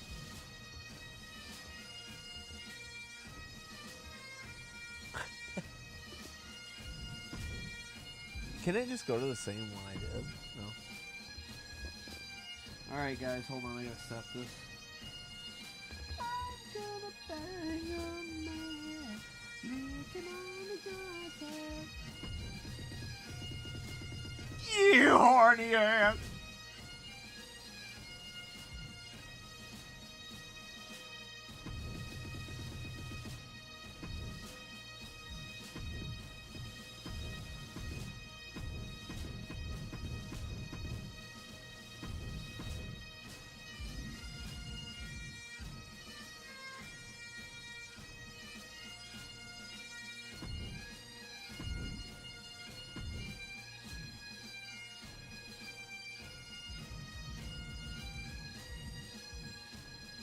Oh wow. Okay, yeah, you can.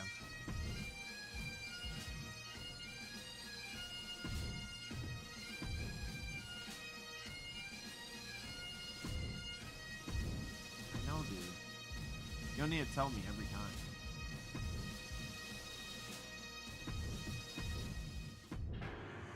I'm the boogeyman. And I'm here to bang you. Coming to get you. I don't think you could do. Oh, yeah, you can.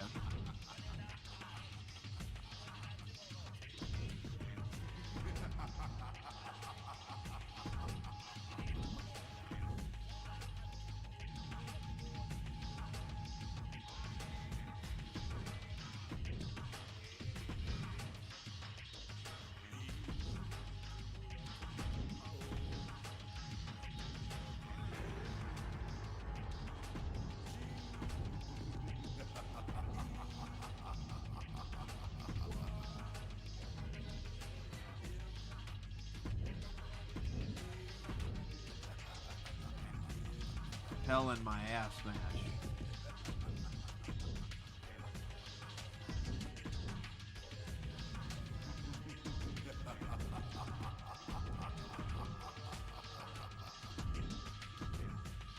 Extreme dudes.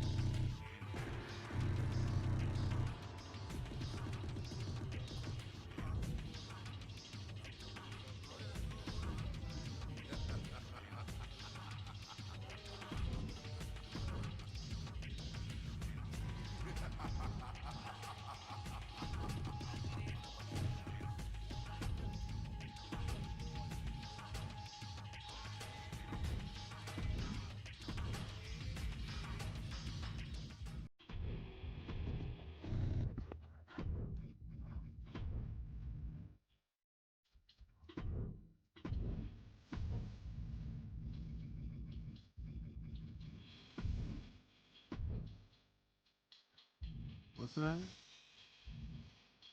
Oh. It's gonna ask me a 3-man. Do 3, do that. And then do that. And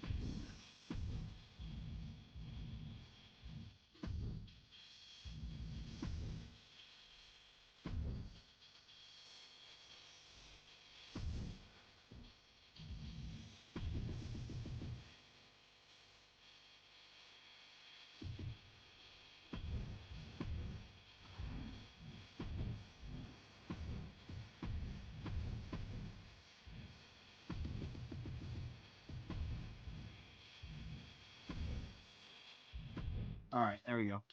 So what we'll do is, since we already started this show, we'll just mess with this ourselves a little bit.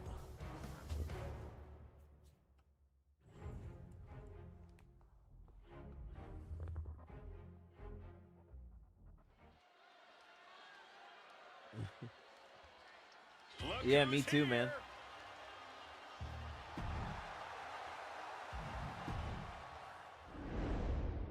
I just found myself pinching my nipples. Can you prove that, Xavier? All right, so we need to establish the world title. So, let's check the divisions really quick, because I need to see who's #1 contender and who is, well, top 2 contenders. Wow, what a classic match to start off with. Hollywood Hogan versus Ric Flair for the world title, dude. Wow. It's about fucking right, too. And you know what? Let's establish the other title, too. What are we sleeping on? What's wrong? What do we not have?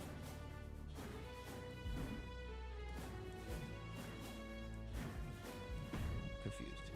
Yeah, what do we not have? We don't have the tag team. We don't have the tag team. So the top 2 tag teams are Steiner Brothers versus Dudley Boys. Let's run it.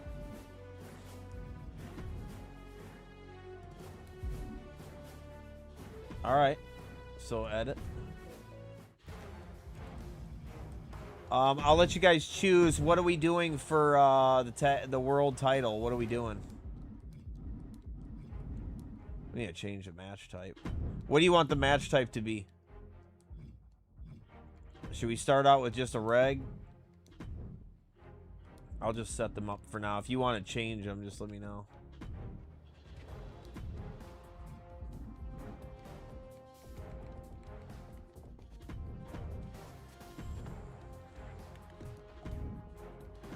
It's for the championship.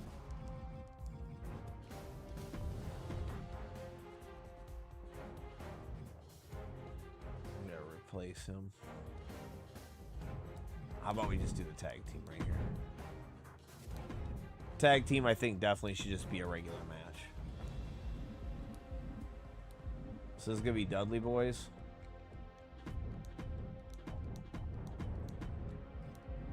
Against the Steiners.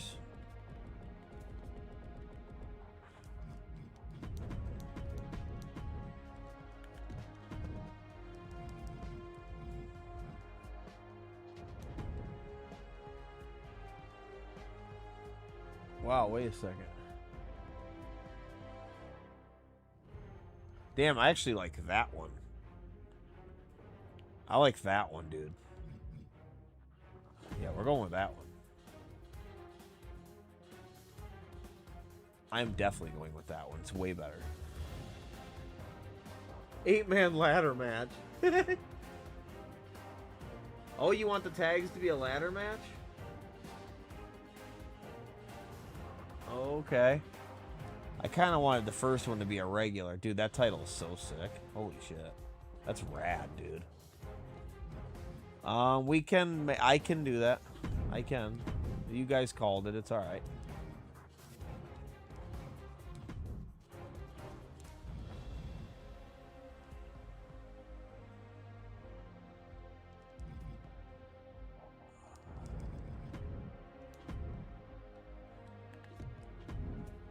I gotta change out that belt. I like that one way better, dude.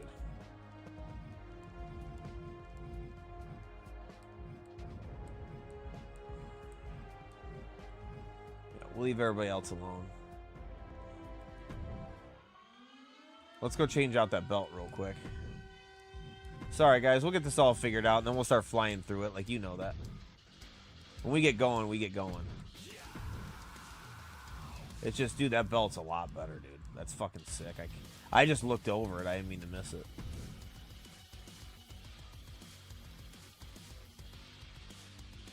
I don't have anything yet.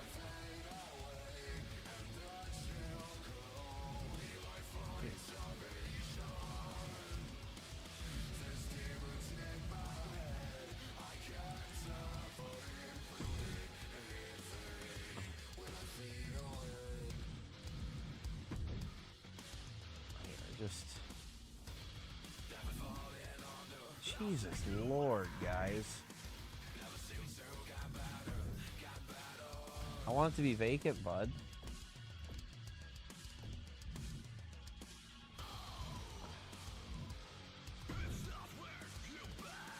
Here, remove champions.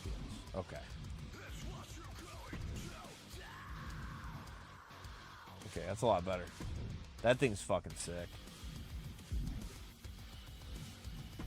Alright.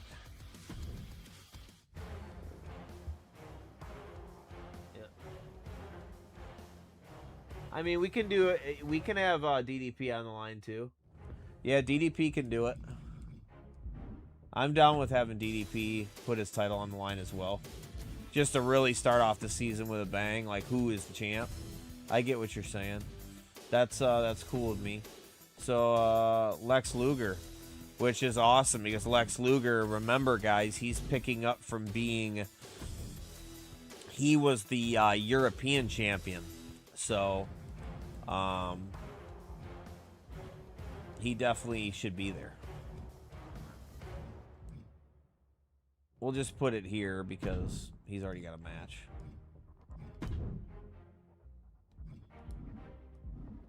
DDP.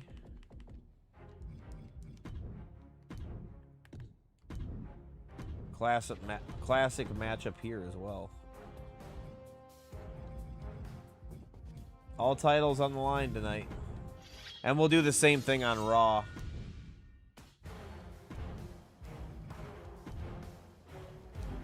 Edge and Christian won their first match. All right, guys. Cool, here we go. First ever Nitro. Let's go, let's see it. I love that transition, by the way. I do love the mat on the outside. I always like that. I've never played with Monday Nitro, guys, ever.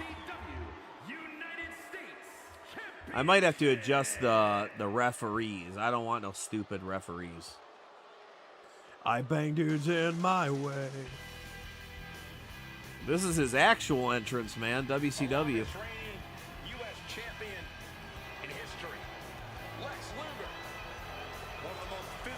Luger's like, I lost my belt, but I'm about to get the next one, bro. But DDP just came off a huge victory, man. He just came across a huge victory. He beat The Fiend in a fucking Hell in the Cell match. It'd be cool if they compared the ratings, dude. That'd be sick. Like if it just told which matches were better on each show. Not that it matters, but like it'd be kind of neat to know. You know what I mean? I bang dudes in my way. I gurgle balls all day. I fucking suck his dick. And it's 7 o'clock already. I slam dudes in my way. I fucking slammed them bad. I fucking licked his balls.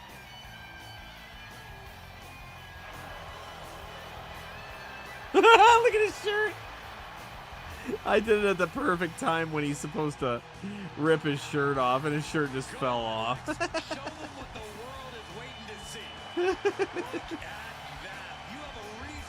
Yeah, GM mode, yeah. GM mode is like, I think you not even doing matches though, man. It's all just like simulating matches and saying, hey, this is who won it. You know what I mean? You're just trying to do better than the other show. Some people really fucking like it, though. I don't know if you watch the matches or...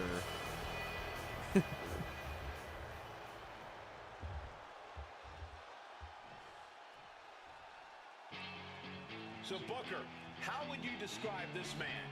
Self-watch porn. WCW's Mount Rushmore, Dallas Page. Everybody always felt the pain. A WCW Triple Crown. They have the whole, like... One of the major faces during the Monday I love the, it's too bad you can't have Tony Schiavone and shit. superstar in this business. That would have the ultimate feel if you could hear Tony Schiavone. WCW! Coming to you live from WCW. Just found a dick. Oh, cool. I'm gonna miss the European title. Yeah. Yep. Yeah, that's true. That European title, man. The top people were definitely British Bulldog. It helped Rey Mysterio. And then, dude, Luger was fucking doing pretty good with it. He was definitely defending it 3-4 times. Luger was kicking ass. He ain't no fucking slouch, man. I slam dudes in my way.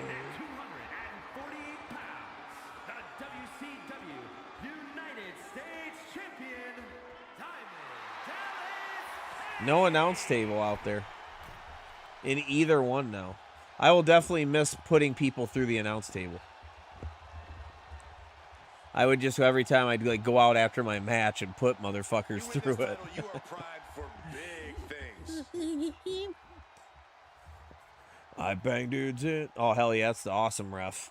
So I already adjusted that. I must have thought of that ahead of time.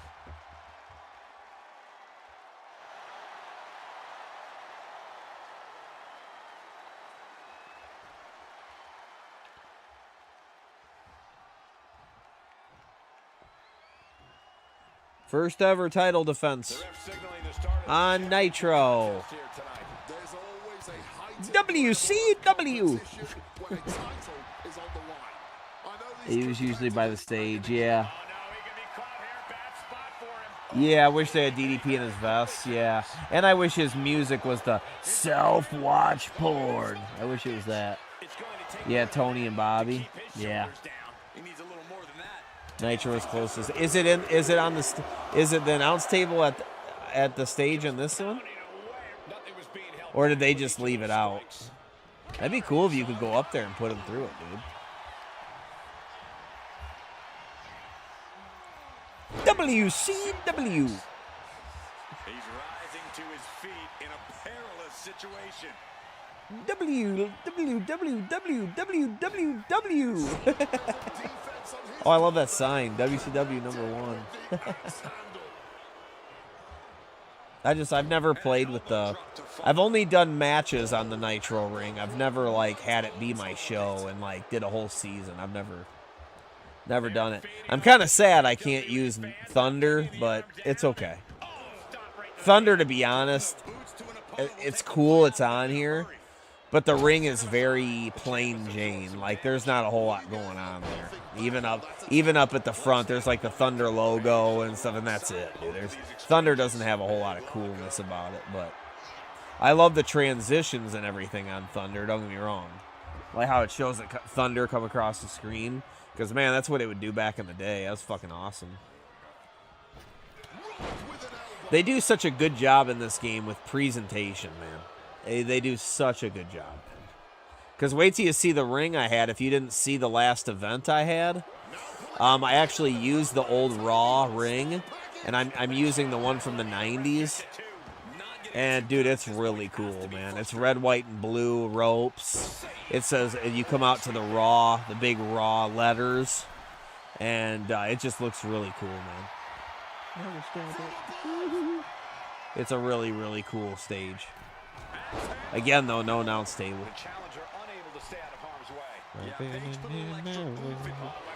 We're going to need to figure out what to do about pay-per-views, though, guys. I definitely want to be fitting in your house and stuff. I want that shit.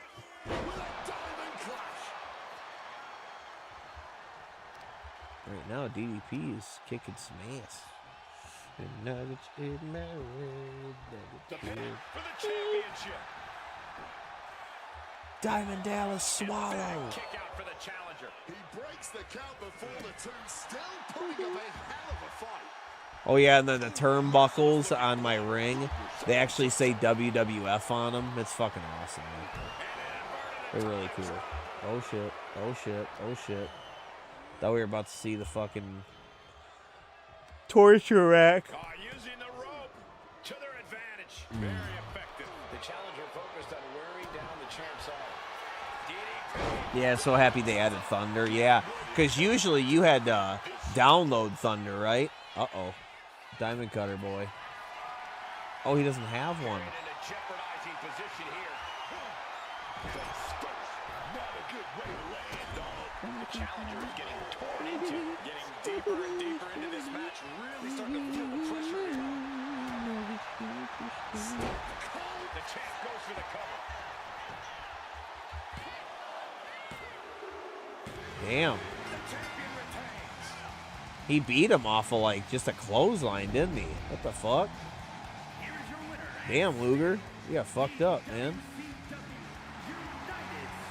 All right, well, DDP picks up where he left off. He beat The Fiend in that Hell in the Cell, and now he comes into WCW and wins his first match. I wonder, since it started a new season, too, if it starts a new win-loss record. I'll have to check that after this.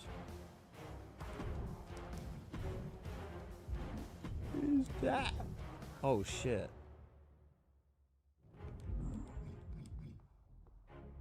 Whoops. They fought a singles match.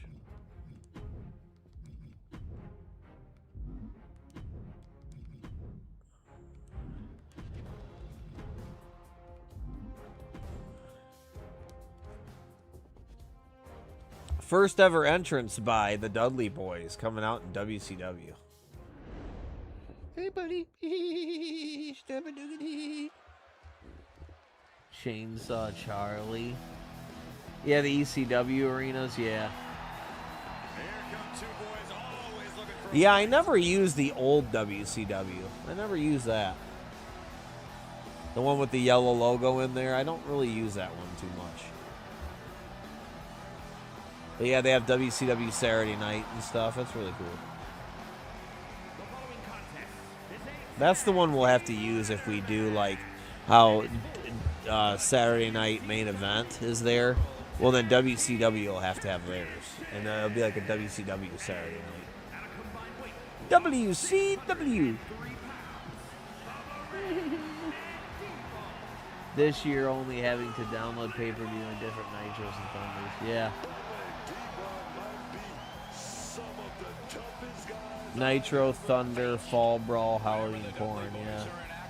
The whole WWE universe is just waiting for the tables to come into play.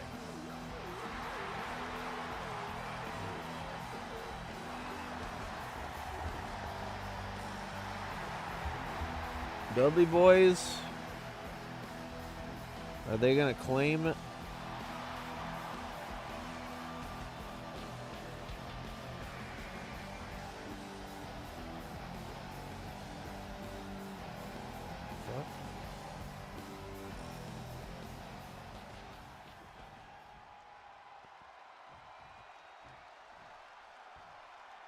Two of the baddest dudes walking God's green earth. A team that has proven themselves in WCW and WWE.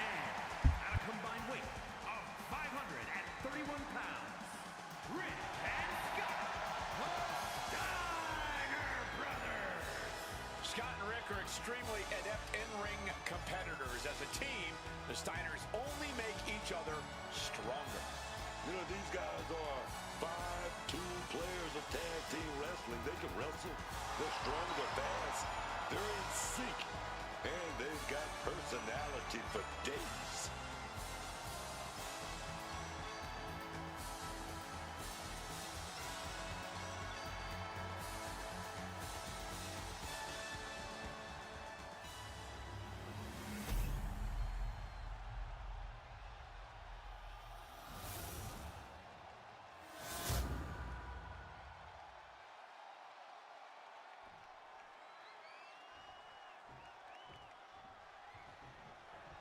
WCW Tag Team Championship on the line in an exciting match in this championship ladder match with Devon Dudley and Bubba Ray Dudley. And they'll be in for one hell of a tag team match as they square up with Scott Steiner and Rick Steiner.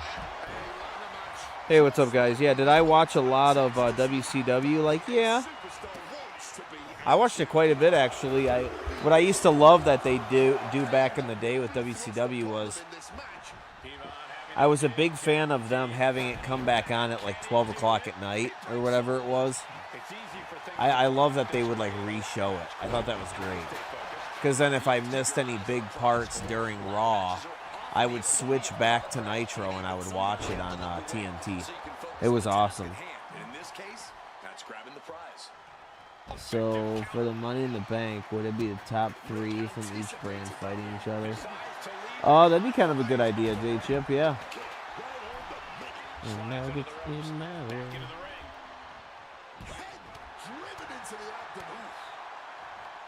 David Arquette for WCW. What's going on, Flan? How you doing, man? Vince Russo for World Champ. Yeah, unfortunately, I go back and I watch a lot of it, and there's a lot of really bad pay-per-views, like really bad, where they do really dumbass shit. And I always wonder to myself, like, why'd they do that stuff? Like, kind of like what you guys are talking about with Arquette and everything. It's like, why'd they... Dude, Devon, what are you doing?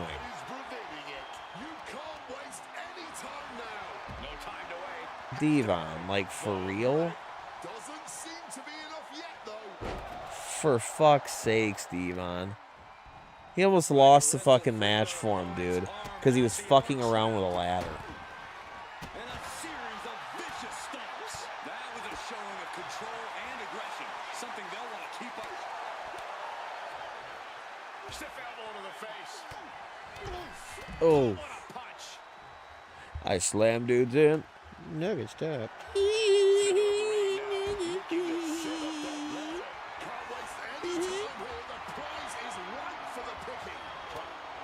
I went to high fucking school. I banged a man all day.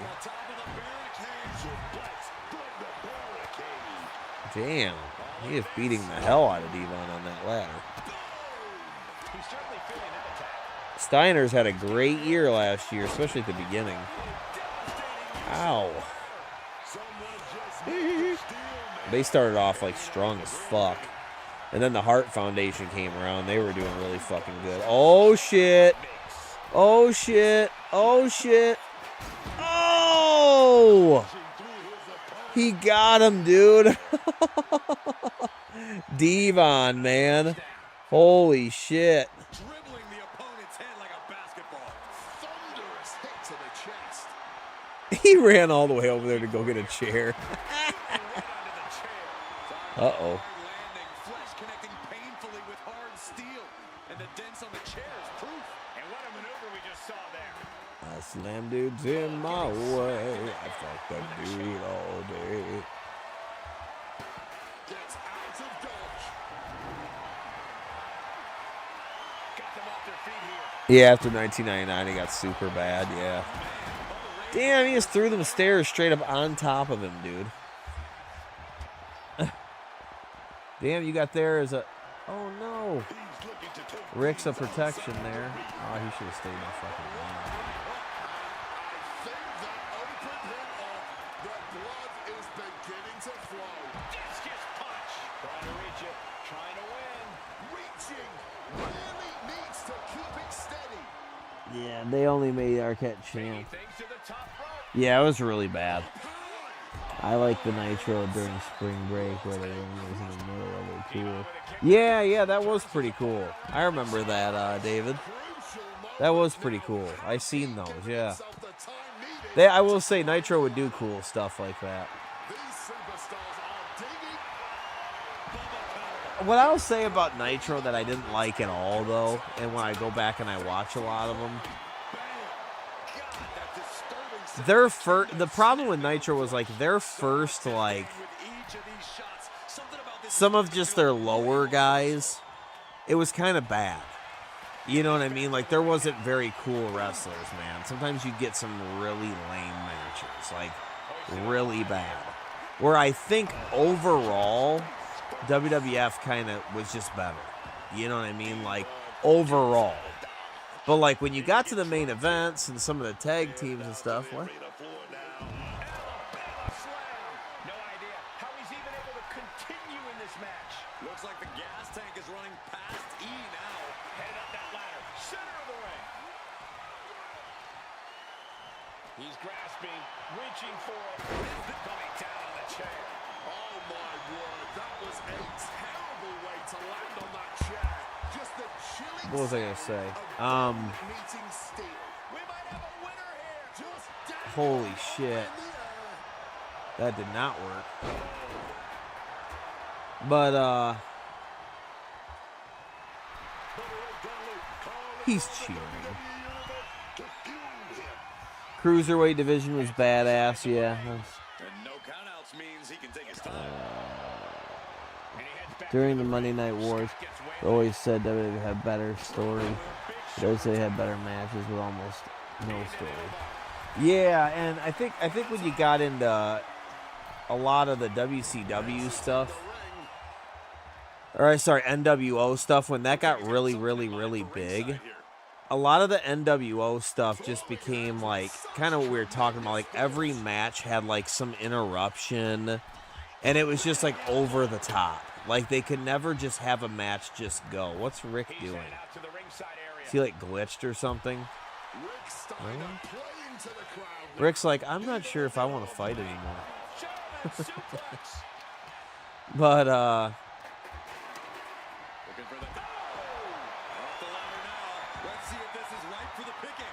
Gonna try and unhook it now. Victory is literally within reach. Slow and steady won't win the race in this situation. This is such a but yeah, moment. Close, yet still so far away from taking it all. Sliding into the ring now. Boom! Good defense from him. He's setting the ladder up on the turnbuckles. Getting inventive with the damage he wants to do. Release back suplex. but yeah, that's the only thing I'll say. Sorry, I was just thinking about something. But yeah, I think that's when I got kind of like tired of it. Even as a grown person, as an adult, going back and rewatching some of those matches, I even find myself saying that now, where I'm like, dude, does somebody always have to fuck up the match? Like, dude, it's a good match. Like, let it just go. And you can have people cheat and stuff, but they'd have like people from NWO, like 6 people would run out. And it's like, I get that it's the whole like gang mentality, but it's like, bro, we want like an entertaining match. Like, this is so stupid. And a lot of them ended in DQs and stuff, and it was just, that's where a lot of times when I watch that old stuff, it really turns me off, is like, they fuck it up in that way. You know what I mean? The flash is within reach. Could be mere seconds away. Devon Dudley looking to take this one. Yeah. Yeah, NWO had like 200 members, where damn near the entire roster. Yeah, and then there was other versions of NWO. There's Red and Black. Then there was the LWO, and there was just all this fucking shit. It got so crazy, dude. And it was just kind of like, dude, NWO was kind of better when it was like 4 or 5 people. You know what I mean? When it was just 4 or 5 people, kind of like DX always stayed at like 4 or 5 people, you know? When it got to be too much, it was just like, dude, like every match, somebody from the member of the NWO is coming out. And as soon as they start losing, 3 people run out to help them. You know, it's like, bro, like, I get it. It's their story or whatever, and they're a gang, and they have each other's back, but it's like so dumb, though. It's like, this is not fun to watch, dude. This is stupid, you know? And I also didn't like either, man, how I understand Hogan was supposed to be a heel. I get that, how he was a heel. But they didn't have to make him such a, like, he was a little bit, like, too much of a coward. It's still Hulk Hogan, dude. You know what I mean? He didn't have to be, like, a ridiculous coward. He was, like, such a coward. And it's like, he's still badass, bro. It's still Hulk Hogan. You know what I mean? So it's like, I always hated that, too. Damn, they just won, dude. Damn. Dudley Boys did a good-ass job on that in there. Holy shit. They had both people down.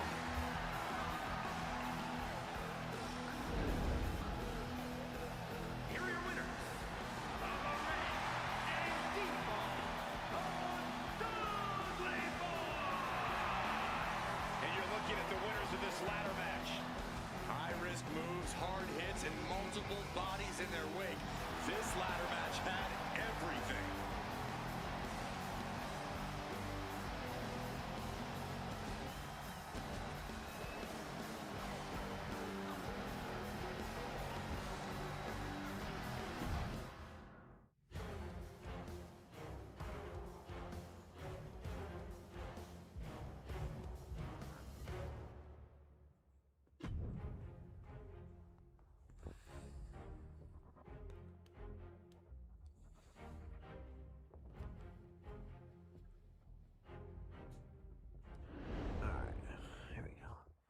Hogan 64 special and Revenge is trash.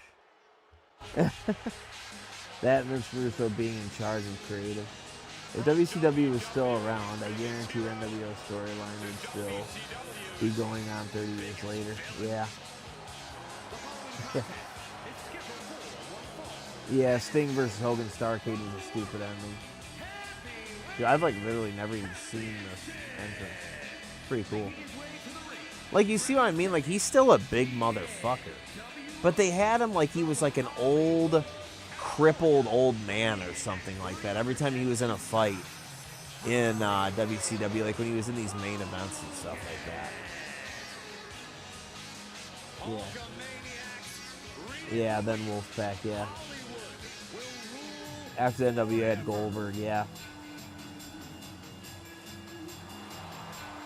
Nash even said on his podcast they gave us blank check, we could do whatever we want. Yeah, that's really stupid.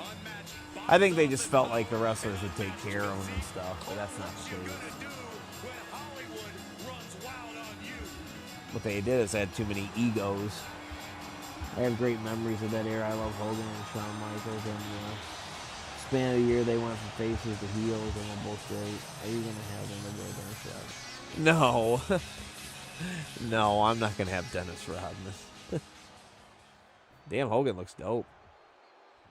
But yeah, I always just, I guess, just watched like Hogan during this time when he was Hollywood. I think that's part of the reason I never liked Hollywood Hogan, is because I'm like, why is he such a little bitch, though? Like, he can't, like, beat anybody, and he just looks like a mess. He's always so weak, and I get that he's a heel. I get that. But it's like he's still Hogan. But he's fighting like he's 80. He looks like he's fucking 80 years old in there.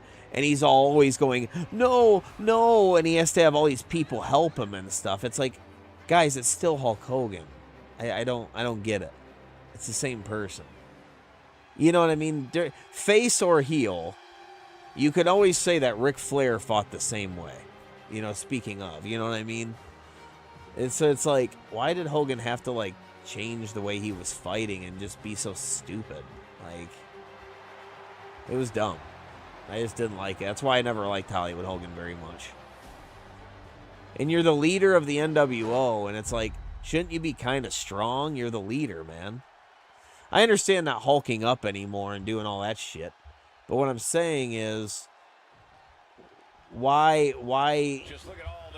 do you have to be like this shriveled up old guy just getting his ass kicked all the time? Like, that's, unless he had help, he'd just get his ass kicked. And I just was like, he was just Hulkamania Hulk Hogan. He was just kicking everybody's ass and still doing the whole thing and everything. And now he just can't do anything. Like, I don't get it. You know, like, God, they did great on his model though, like his boots and everything. It's really cool. Yeah, Hogan looks great. They did a great job on it. Hogan doesn't care about playing by the rules, and he definitely doesn't care that you don't like it. That Ric Flair looks like Triple H and William Regal had a baby. Yeah, it's supposed to be like 70s. It's 70s Ric Flair. So it's prime young Ric Flair is what it is. He tried to poke him in the eyes. That era. Like a coward, yeah. And I get it. That's the whole idea of being a heel, is you kind of are a coward a little bit, and you cheat, and it's just, it's Hulk Hogan, though. He can still be an asshole, but he should be able to, like, fight, and he's still really good, and that's what makes him such a dangerous heel, is somebody that's that good. If they have cheating too, I mean, they're almost unbeatable. You know what I mean? Because Hogan could win as a face against all odds. And so if he's cheating now and everything, then holy fuck, dude, how you going to beat him? You know what I mean? Because a lot of heels are good because they cheat. They're not really that good.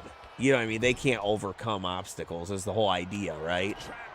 Because you want to sit there and say, well, you 1-1, but you cheated. But now you got Hulk Hogan, who's a fucking badass, and he's cheating. That makes him really hard to beat, dude. You know what I mean? Because he could beat you fair and square, man. You know what I mean? But they treated him like he was like an old man. I don't get it. I just don't understand. I just don't understand it. It's weird. Nice running crossbody. momentum against Hogan. Hogan now just trying to survive. Nobody home. What an impact.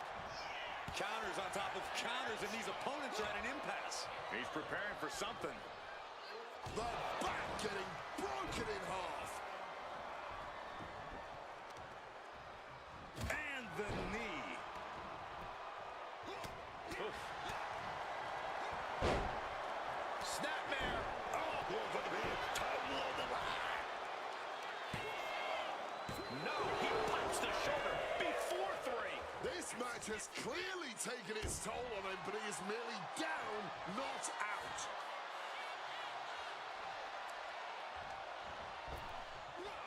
Vicious double axe handle.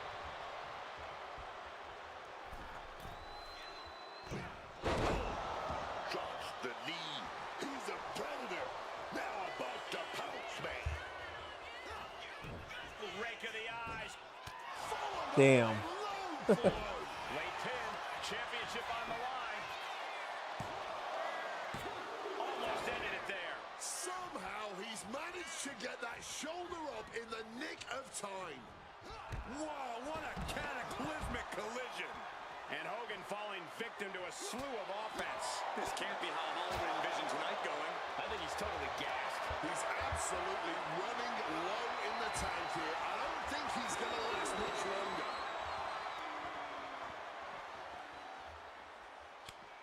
A reversal. Well scouted. He manages to stem the tide of attacks. Hollywood was getting ground down, but could have just started a quick turnaround here. Oh, man! Leg drop arm breaker. And now he gets back into the ring. No one wants to see a count out, but we're getting close to that.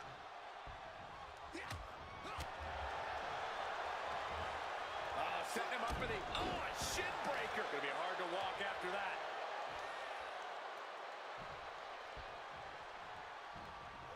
Some quick thinking from him right there. Placed him in the corner here. Splash. Look at the power. Textbook scoop slam. Wait, got it! Hollywood Hogan has got the submission locked in. Escape and a takedown. Big reversal from the Hulkster. Side headlock applied. Oh, and a right hand for good measure. Wear and tear of this match is clearly starting to get to him. The wear and tear has finally started to set in, but at least it's not worse.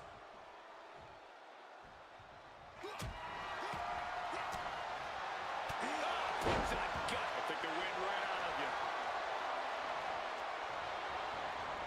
Caught with a crumbing blow in the middle of the attack. Big boot by Pin for the title. No, he gets the shoulder up. I didn't think we'd see a kick out there.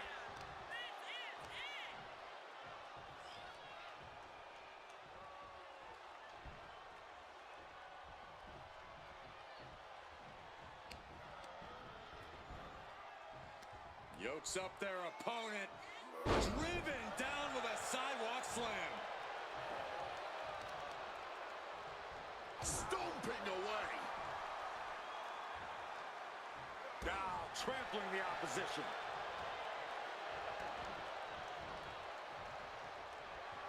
Hollywood clearly wants a fight here. Clothesline. We have a pin for the title. A kick out at 2. That had to take all the energy he's got. Hollywood Hogan building up speed. Did Hogan clinch this? This could be the end of it. There's 2. Amazing. Powering out of the pin was The that Booty really Man. instinct or something more? Do I remember the Dungeon of Doom Himself now? asking what will it take to get that 3 count. No quarter beat. Zodiac, yes. Poor. Slams Okay. his opponent. Oh, he's gonna go for it. See, Hogan doesn't need help. He probably just won right there. Going for the pin. Is this over? 2. Bam. New champ. A new era begins. Giant was dope. Giant was like one of my favorites in WCW. Dungeons of Doom was cool. He threw the ref out. You can just feel it. Their championship dream has become reality. This is absolutely a career-defining moment. We're witnessing a new era in WWE. I should give him the spray painted one now, right? I'm just kidding. I would switch it out, but the people don't really have the belt for a super long time, so I'm not going to worry about it.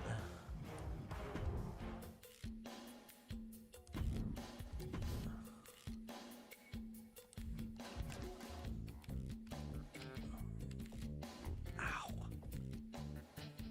Ouch. So you guys are saying all the titles should be on the line here too then to kind of establish the season? Is that what you're saying? I'm assuming. We're going to try to mirror, we're going to try to mirror what we do on both things, right? So that'd be Ravishing Rick Rude and Mankind. What a weird matchup. And then New Age Outlaws and Nation of Domination.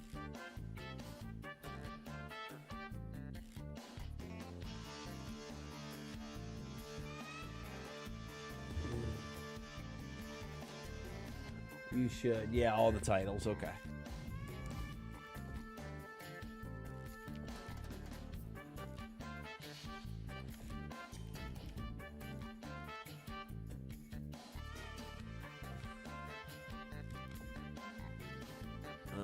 Ravishing Recruit of Mankind.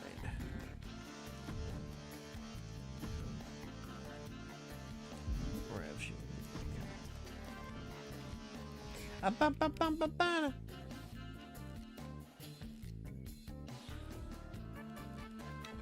Alright, change this right here. It's not gonna be them. It was the New Age Outlaws, right? Why did it?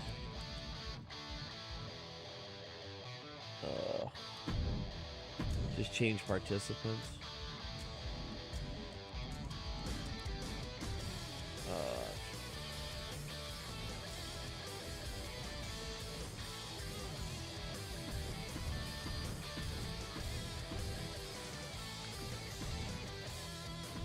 Okay. Fine. Did I accidentally delete one? 5, 6, 7, 8. Yeah, I must have accidentally deleted one. Whoops.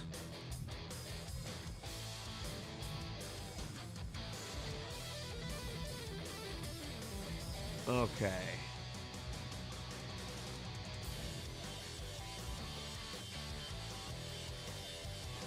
So then what do we gotta do? Oh yeah. You gotta change everything. God dang it.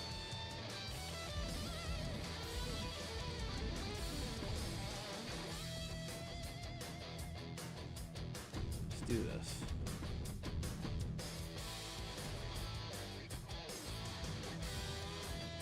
Ay, ay, ay, ay, ay, ay, ay.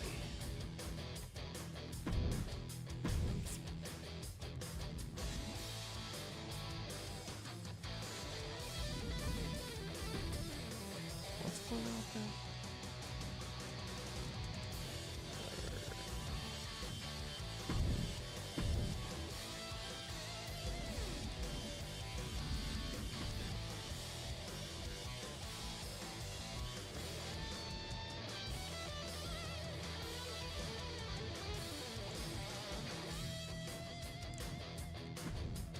Ah, cool.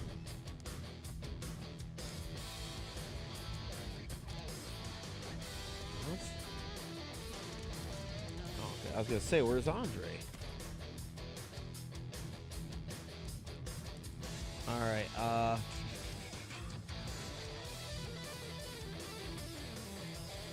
So who was it? Mankind and Rick Rude, right?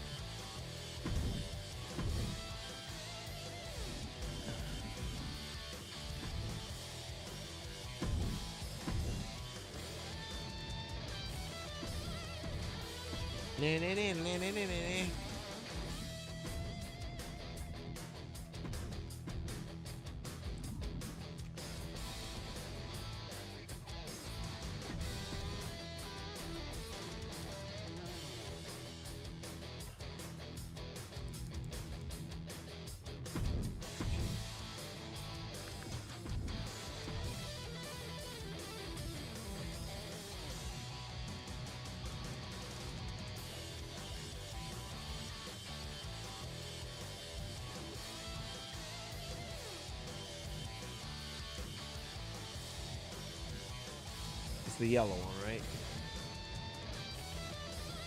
Yeah. Nobody has it yet, right? Yeah, that's what. Okay. Nobody has it yet. Alright, so I think we're ready to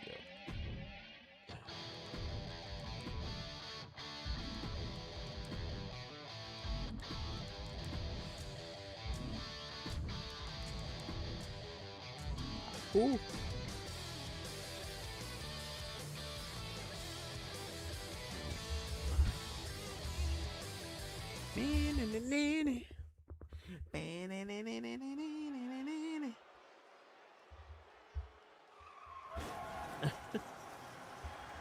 Say hello to Mrs. Foley's baby boy. The following contest is Eddie Guerrero WCW theme sound like National Geographic theme. the WWE Intercontinental What's up, Googs? That's when you're a member, Googs, and you get so many. You get a different logo depending on how many months you've been a member. Is what it is. It's like the Punch-Out characters. Hey, Googs, thank you for the $2, man. Googs, baby Googs, I appreciate you, man. Good to see you, man. Happy Easter. What he's thinking about is inflicting pain in the ring. The badass arena, I agree. I agree, it's an awesome arena. Especially, I love how the WWF logos are on the turnbuckles. I think it's pretty cool. It's a cool little touch.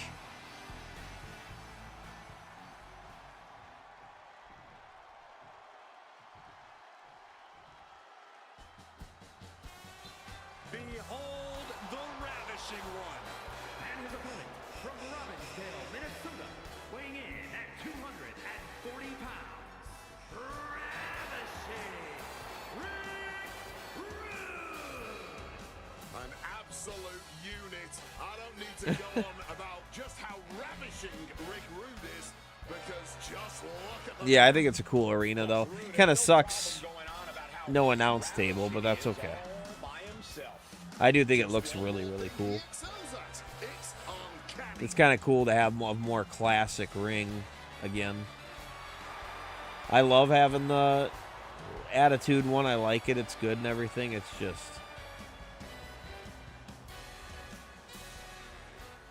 It's cool sometimes to have like the red, white, and blue ropes and stuff. I wonder how they do it. Like, I wonder, like, when you're in the creative thing, like, how do you put the logos and stuff on the apron and shit? Only razor sharp focus when I wonder how this that much works. is on the line.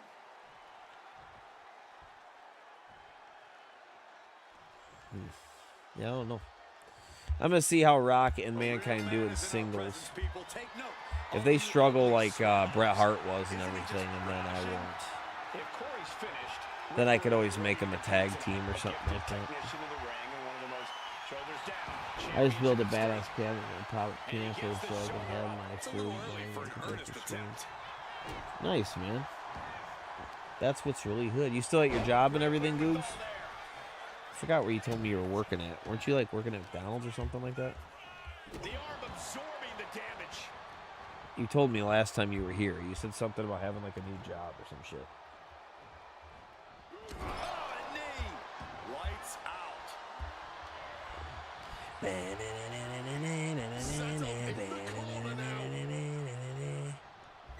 getting him up.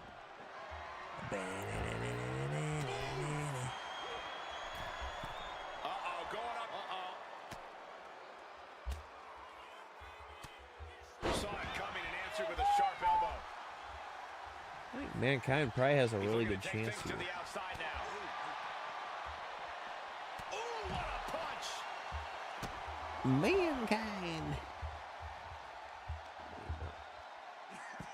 They have all the old apron as pre-made. You know, it's weird that they do that, J-Chip, and it's like, why don't they just make it then? Back into the ring. You know what I mean? So they already have the pieces to make it, but then they basically choose not to. You know what I mean? Like, what the fuck? Driving that knee to the gut. Rick looking unfocused after that attack. It's not like he came here to dance. He came here to fight. He knew the risk. Oh, uncorked a big punch. Boot to the stomach.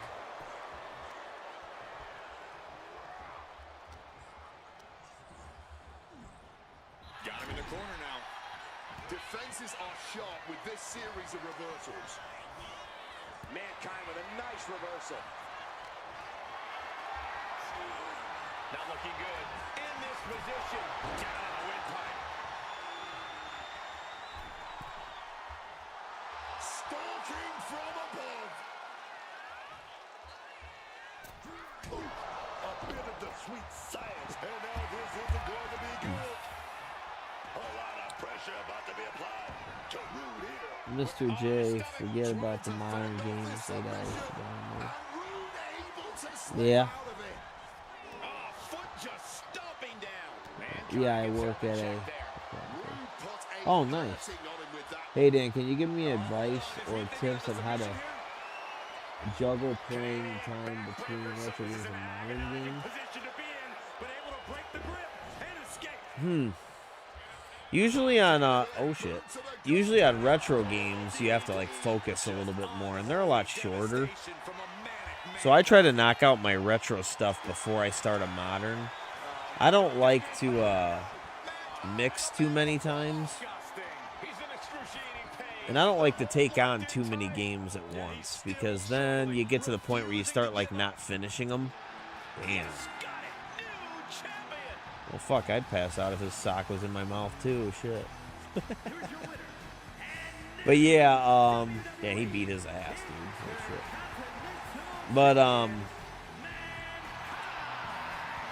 But, yeah, I would say just not playing, too many at once. And retro games are very pattern-based. So, a lot of times, if you want to beat and get good at a retro game, you have to really like spend time with it and not be juggling. I think I won't say their name just because I don't want it to sound like I'm picking on them or something like that, but there's a certain couple of streamers that kind of take a long time to beat some of the retro games. And I don't think it's that they're not talented enough to beat it or something like that. What I think is that they like to play a lot of games in between that.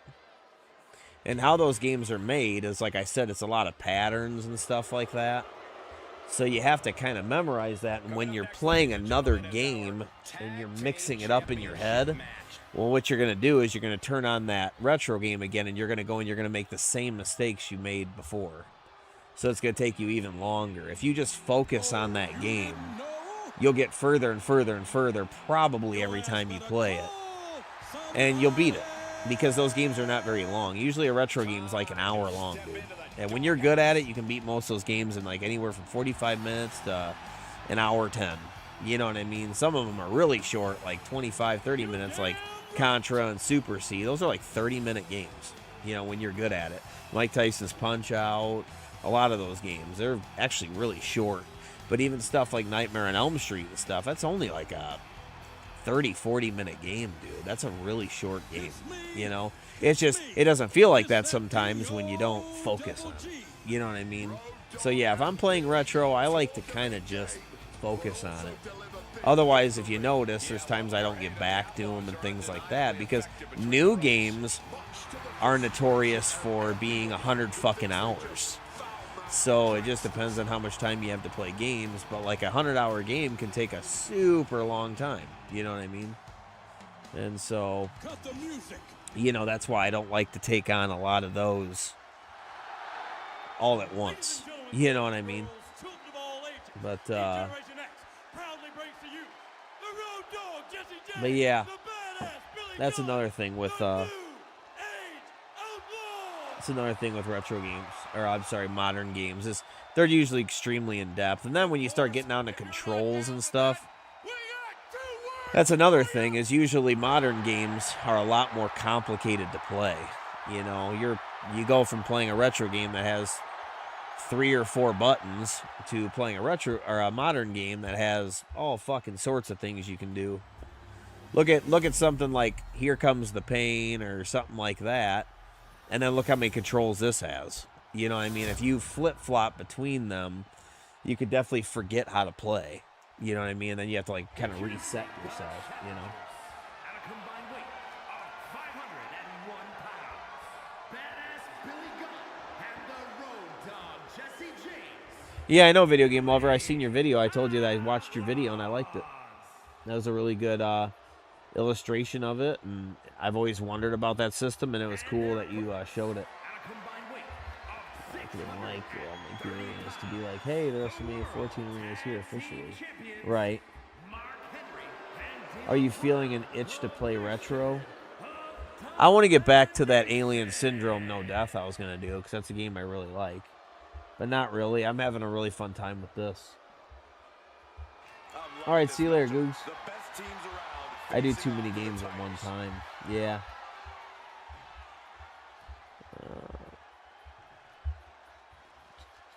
Batman Forever, only outstanding recall. Yeah.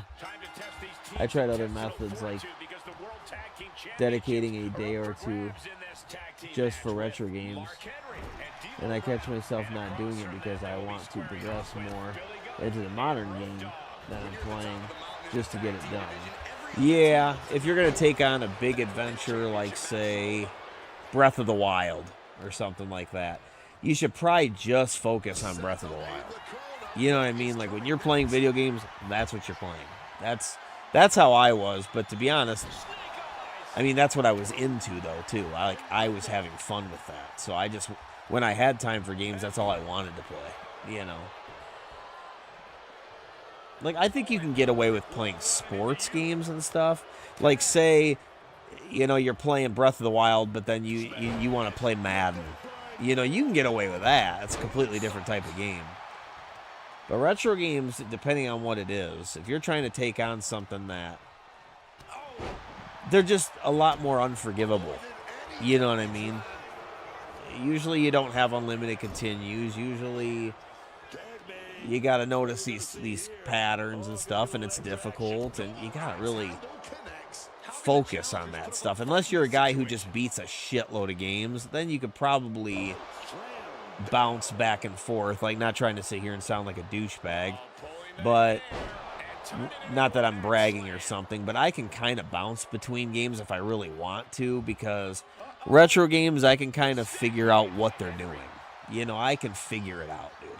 My bad thing I do with retro games is sometimes I'm not good at realizing that everything doesn't need to be a no-death run, and it's okay to die, and it's okay to not do good at a game my first time playing. I set this weird standard in my brain that I don't mean to set, where I just feel like I need to win all the time.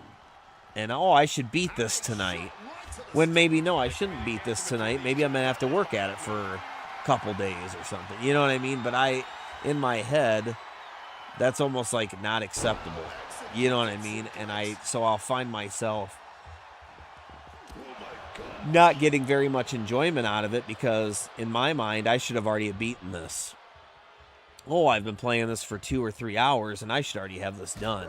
When I set these random time expectations on myself that I don't know why I do that. You know what I mean? I don't know why I do that.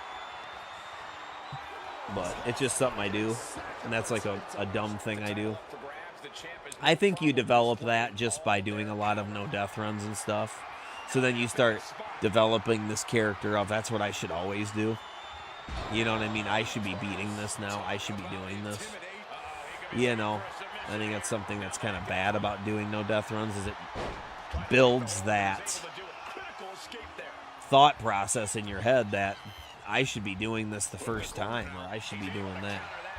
And so it can cause you to like bitch a lot about the game and get pissed off, and because what it is you're impatient. You know what I mean? You think I should beat this now, you know. That's how I was during like Ultimate Stuntman. Like Ultimate Stuntman, if you guys watched that stream, I was getting extremely impatient and pissed at it. Don't get me wrong, the game has got some broken ass shit about it, for sure. It's an unlicensed game, and it's got some dumb shit, for sure. But, you know, I could have just came back to it and beat it a different day, and now I know what to do, and it had unlimited continues and stuff, but I was getting super impatient, and I wanted to beat it that day. So every time I died, I was getting fucking pissed, you know. Time to end this. Famous, that might have just sealed the deal on us having a I still have to get back to Ninja Gaiden 4. Yeah. Oh, yeah, good old backlog. I don't, I think that's why I'm okay now with walking away from games sometimes if I'm truly like, you know, for instance, there's games that I started. Ultimate Stuntman, Simpsons Hit and Run, Def Jam Vendetta. Those are games I didn't quite finish yet. But games like this came out. And look how much fun and how many hours I'm putting into this game. And it's like either make this wait or just have fun with what the fuck I want to play and stop worrying about, hey, I have to finish this before I start the next one. And so that's another thing I do is sometimes, now don't get me wrong, I think it's great to finish games. There's way too many people, in my opinion, that they don't finish games and they just dabble in every fucking game they play. Heaven forbid they work at something. And they just don't take the time to play one game and finish it. There's those people. But I'm a person that for sure finishes games most of the time. But again, because I do that all the time, now I feel like I can never move on from a game. So then there will be a game that I really want to play and I've been waiting for it to come out. And I'll hold off on it because, hey, I haven't finished all these games. Well, you also got to ask yourself, well, what do I want to play? You know, I want to have fun. What do I want to play?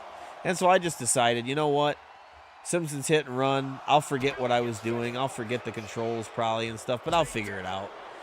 Ultimate Stuntman. I'll relearn it again. Who cares? Def Jam Vendetta. I'll probably learn to get better at it, and I'll just start over and play again or something someday. But right now, I really want to play this. This is what I'm having fun doing. I only get so many hours a week to play video games, and I'm busy as fuck at work and all this stuff. I'm going to play what the fuck I want to play, dude. Fuck all that shit. You know what I mean? I'm not just going to sit there and play something because I set this fake rule that I need to finish games before I move on to the next one. Like, I beat plenty of fucking games. I do plenty of NDRs. I do plenty of things. I can do what the fuck I want to do. You know what I mean? This is my time, and I'm going to play what the fuck I want to play. You know, so... And that's how I am with, like, sometimes I know probably kind of a sore subject on that kind of stuff is something that's came up in conversations before are, you know, a lot of people like Peter and I know Alpha Nerd and stuff, they've had a lot of these community challenges. And I've often got asked, hey, why don't you get into those community challenges? Well, because I want to play what I want to play. You know what I mean? Like, again, I only have so much time. And especially work lately has been really, really crazy. My team, like, doubled, and I just have a lot more going on at work, dude. It's very busy. My phone's going crazy all fucking day. And, you know, when I get the chance to play games, I want to fucking play what I want to play. I don't give a fuck what somebody else wants me to do. You know what I mean? And so I do what makes me happy pretty much 100% of the time. You know what I mean? Because if I want to play this, that's what I want to play. You know? So now we're just going to count motherfuckers out again. I was going to say, come on, man. It's becoming a trend with the Nation of Domination. So yeah, that's kind of how it goes for me. That's something that I think everybody questions and stuff like that. He might give up, dude. Okay, I was going to say. What's up, Andrew? I haven't beat a game in a while. Clear obscure. Last game that I beat. I'm kind of gameless right now. Just playing some MLB. Nice. No bedtime. Yeah. Yeah, you know, you got to play what you want to play. You know. What do you have fun playing? You know, what do you want to do? That's how I am, dude. At the end of the day, I think the whole time I've been on YouTube, period, I've never had a time when I'm caught up, I would say, on my backlog. There's always going to be a backlog, dude. You just don't have that much time to play games, you know? So you're always going to have a backlog of games that you got to get to, and you're never going to finish anything. It's everything. It's just not going to happen. So just play what you want to play and have fun with what you want to have fun with. But that's kind of what annoyed me about like Ultimate Stunt, man, and even Def Jam a little bit. I knew I was going to have tons of fun with this game. So my thing was, well, why am I going to go and play Ultimate Stuntman that I don't even think's that great of a game? And why am I going to go play Def Jam Vendetta, which is an okay game, but I don't love it, you know? When I could be playing this, and I'm going to absolutely love this. You know what I mean? Like, that's why I take that road. Like, damn. Holy shit. He almost didn't get to him. He kicked out, though.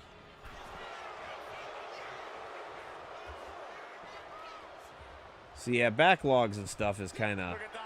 That's game right there. Pretty sure that's it. Yep. If I love a game, I'll play the shit out of it, but every game I start, I have to beat before I move on. That's cool, man. As long as that's what you want to do, you know?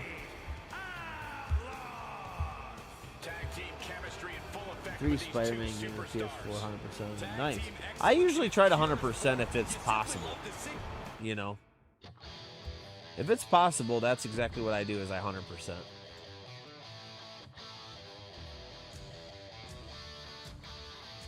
Yeah, don't get me wrong. I'm definitely like a 100%er. I try to. Just like my way of 100%ing retro games is when I know death run them. That's kind of my 100%. You know, so if I feel that the game's good enough, I'll... What?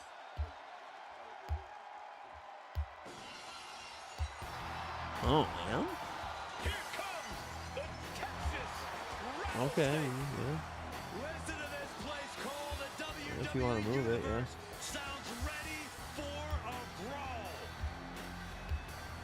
Multiple tag team titles, Intercontinental Championships, World titles. Back. Four-time WrestleMania main eventer. In fact, Wade, you took a stunner from Austin at WrestleMania. Was it an honor or a beating? There is no honor whatsoever in being knocked out cold by a fellow superstar. It just reinforces how much more dominant Stone Cold Steve Austin is over superstars like me and the rest of the locker room. Well, you made a career out of that, but nonetheless, Stone Cold is ready for action.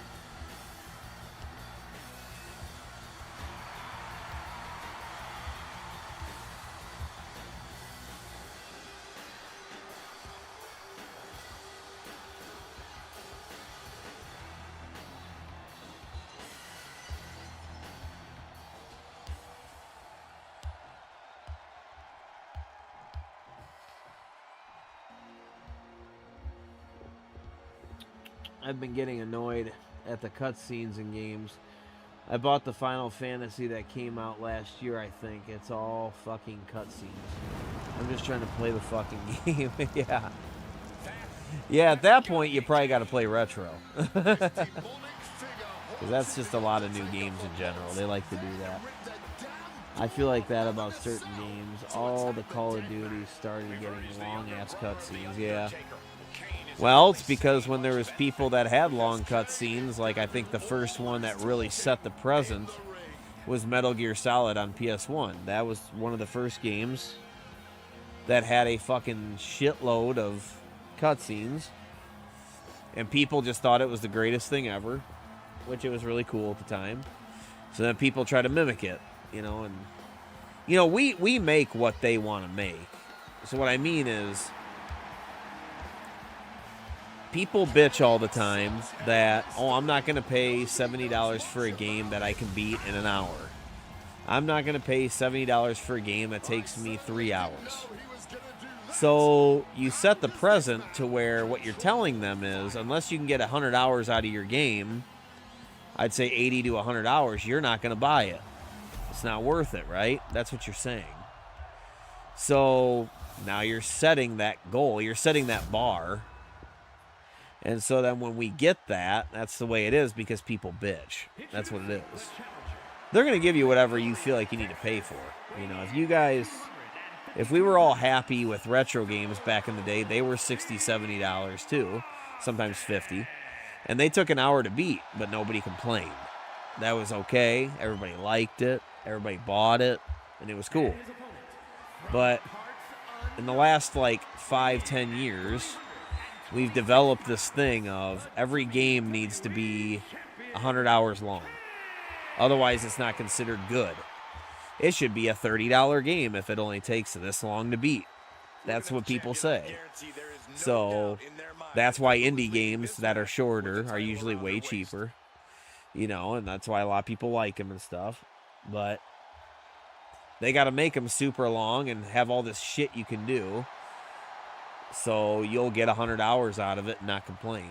You know what I mean? That's pretty much what it is, you know? Let's give Stone Cold a handshake. We're cool with Stoner. We're cool with Stoner, man. This is what it's all Don't be heel, bro. And hold on a second. A nice display of fair play here. Ooh, look at Stoner. The respect in the world for my opponent. But that doesn't Look mean at Stoner being a nice guy. what I had to do to win by any means necessary. Being a nice guy. I guess the key here is for neither one of these superstars to take things personally if it eventually comes to that point. Oh, what a spine buster! I ain't got a problem with Stoner. Oh, what a flapjack. And he finds How they a way to reverse every elude fucking that time. attack. Seriously. Oh My goodness. You gotta wonder if there's more animosity in this match than we previously thought. Cut off with a savage clothesline. Kane blazing a harrowing trail of destruction. Austin has to start volleying back somehow. Proof these superstars have done their homework.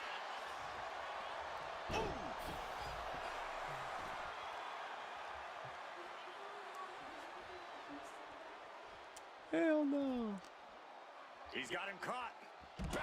Spine buster. And he slides him back to the mat. Wanted to throw him at the stairs, but whatever. Just fuck it. I guess I don't get to be. Yeah, this ring is awesome. I like the presentation too. There's no stopping the big red monster. I love the champion's mindset here. Big red Nothing monster fancy, top. just trying to deal out as much damage as possible.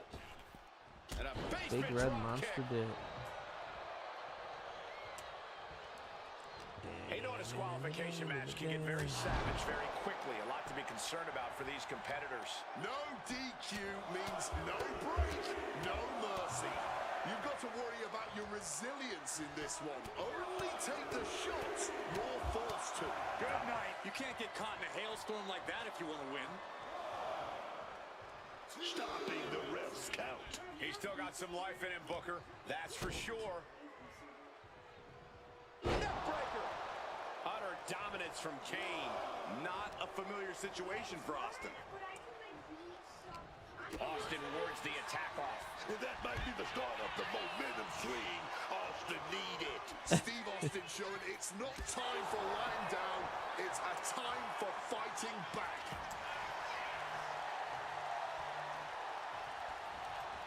Surprised by that DDT.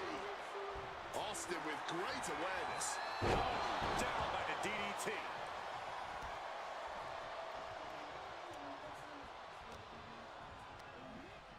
I think that throw It like moved the only entire works ring. with that turnbuckle. Turned it around with a reversal. leaving these I'm competitors telling at a you. stalemate. Pretty sure that's the case. Seriously. Big boom. Austin in a state of distress now. Kane continues to maintain the advantage. Kane gets that set right back to him. Answer after answer for each other's offense here. Retaliated with a head-turning clothesline.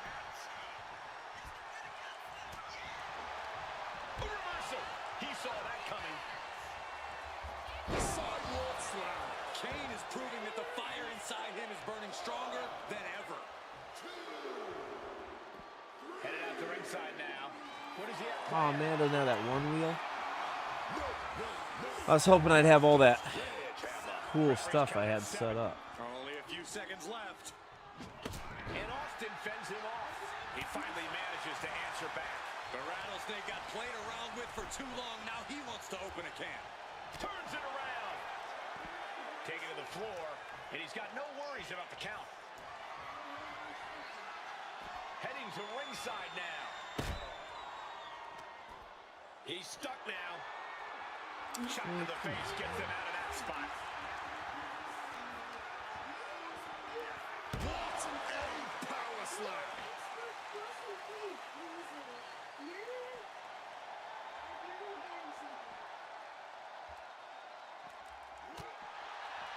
Bulldog plants him. Stomp after stomp after stomp. Slips out of the way. Dude, for fuck's sakes, what is going on? Cold in the line of fire. I whiffed on two things right there. What the hell, man? I just got hurt.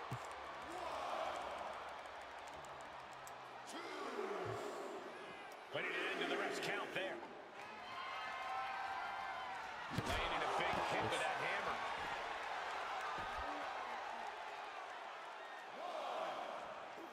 Just trying to pound their opponent into the ground even further. Yeah, heel, man.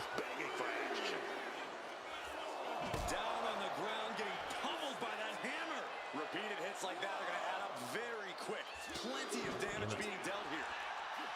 Damn it. Press and now raining down multiple blows on his opponent. A hailstorm's coming, courtesy of the Texas Rattlesnake. So what happened there? Come on, man.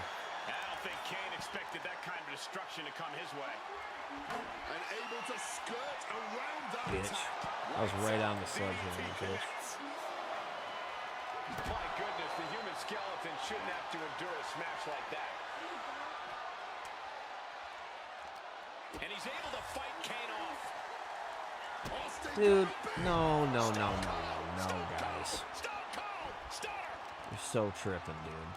Bludgeoned with a stiff shot.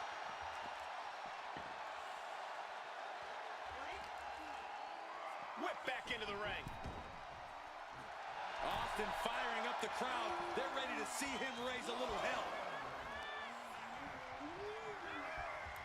Kick gets caught. Clothesline takes him down. Forget about it. Forget about it. What a competitive match this has been. On its way to being one to remember. This has been amazing to watch. Been amazing. He's able to reverse it. Why? Oh, Kane counters. Big time blackjack.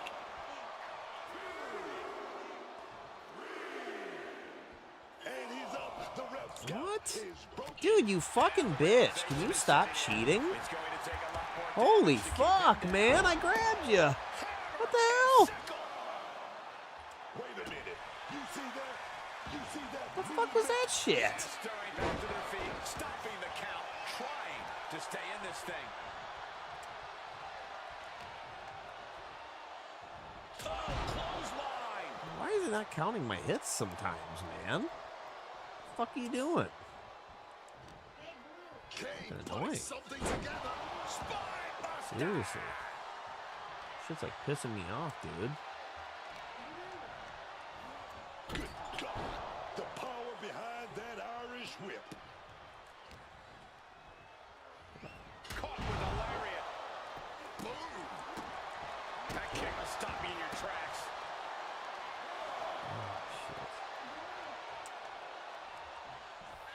He's got him here. He's got him up. And big sidewalk slam.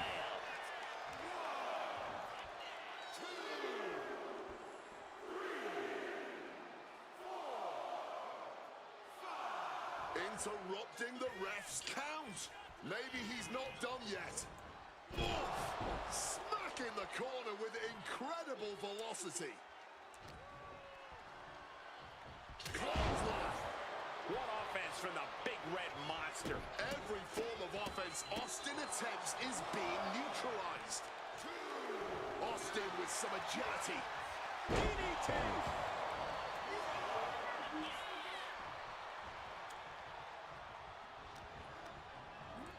Oh, the sheer force of that Irish whip.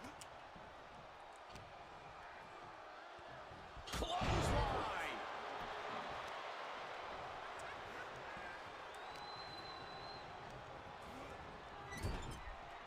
Put on the top rope. Something big's coming. Check it out, guys. The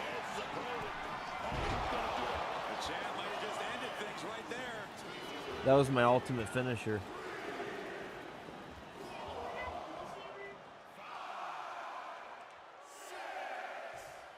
We might be in the final moments of this match. Gotta dig deep. I did my ultimate finisher to him. Here is your winner, and still the WWE Which way? Champion, Can I kiss you? No way. What a title defense for him tonight. He came in with that unshakable Yeah. champion mentality. People want to feel like they're getting their money's worth. Yeah. It's just sometimes I think people's money's worth is just kind of stupid, though. It's like, it's based on hours, not gameplay, not funness. You know what I mean? It's based on how long do I play this game for, you know? Which is fucking dumb. Because just because the game's long doesn't mean it's good, you know? I'm like that too, certain means, so don't go on sale. Yeah.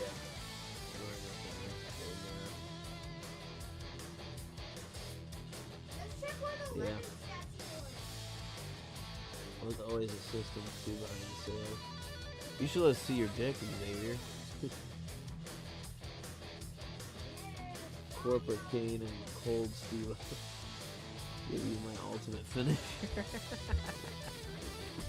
The ultimate finisher was kind of poor, though. I'm not going to lie. It was kind of poor. It wasn't very cool. What he should have done, well, I guess, but I say what he should have done is did it to him outside the ring or something, but then what if you wanted to pin him? So I get it. No, it just wasn't very cool, you know. Holy shit. Guys, look at that one coming up. Hogan versus Sting with the outsiders outside the thing. Wow. It's horny, man. That's actually like really fucking horny.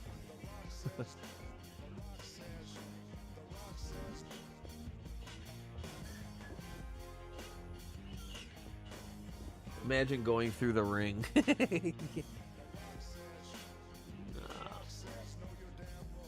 Baldur's Gate 3 is a perfect example. Amazing game, worth the base 60.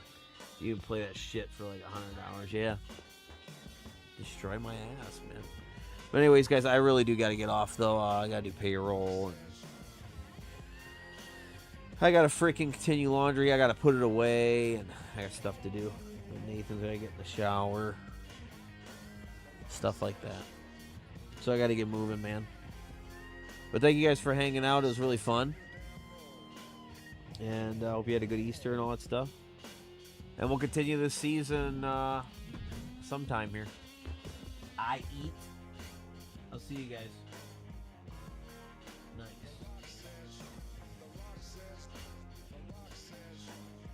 Have a hood.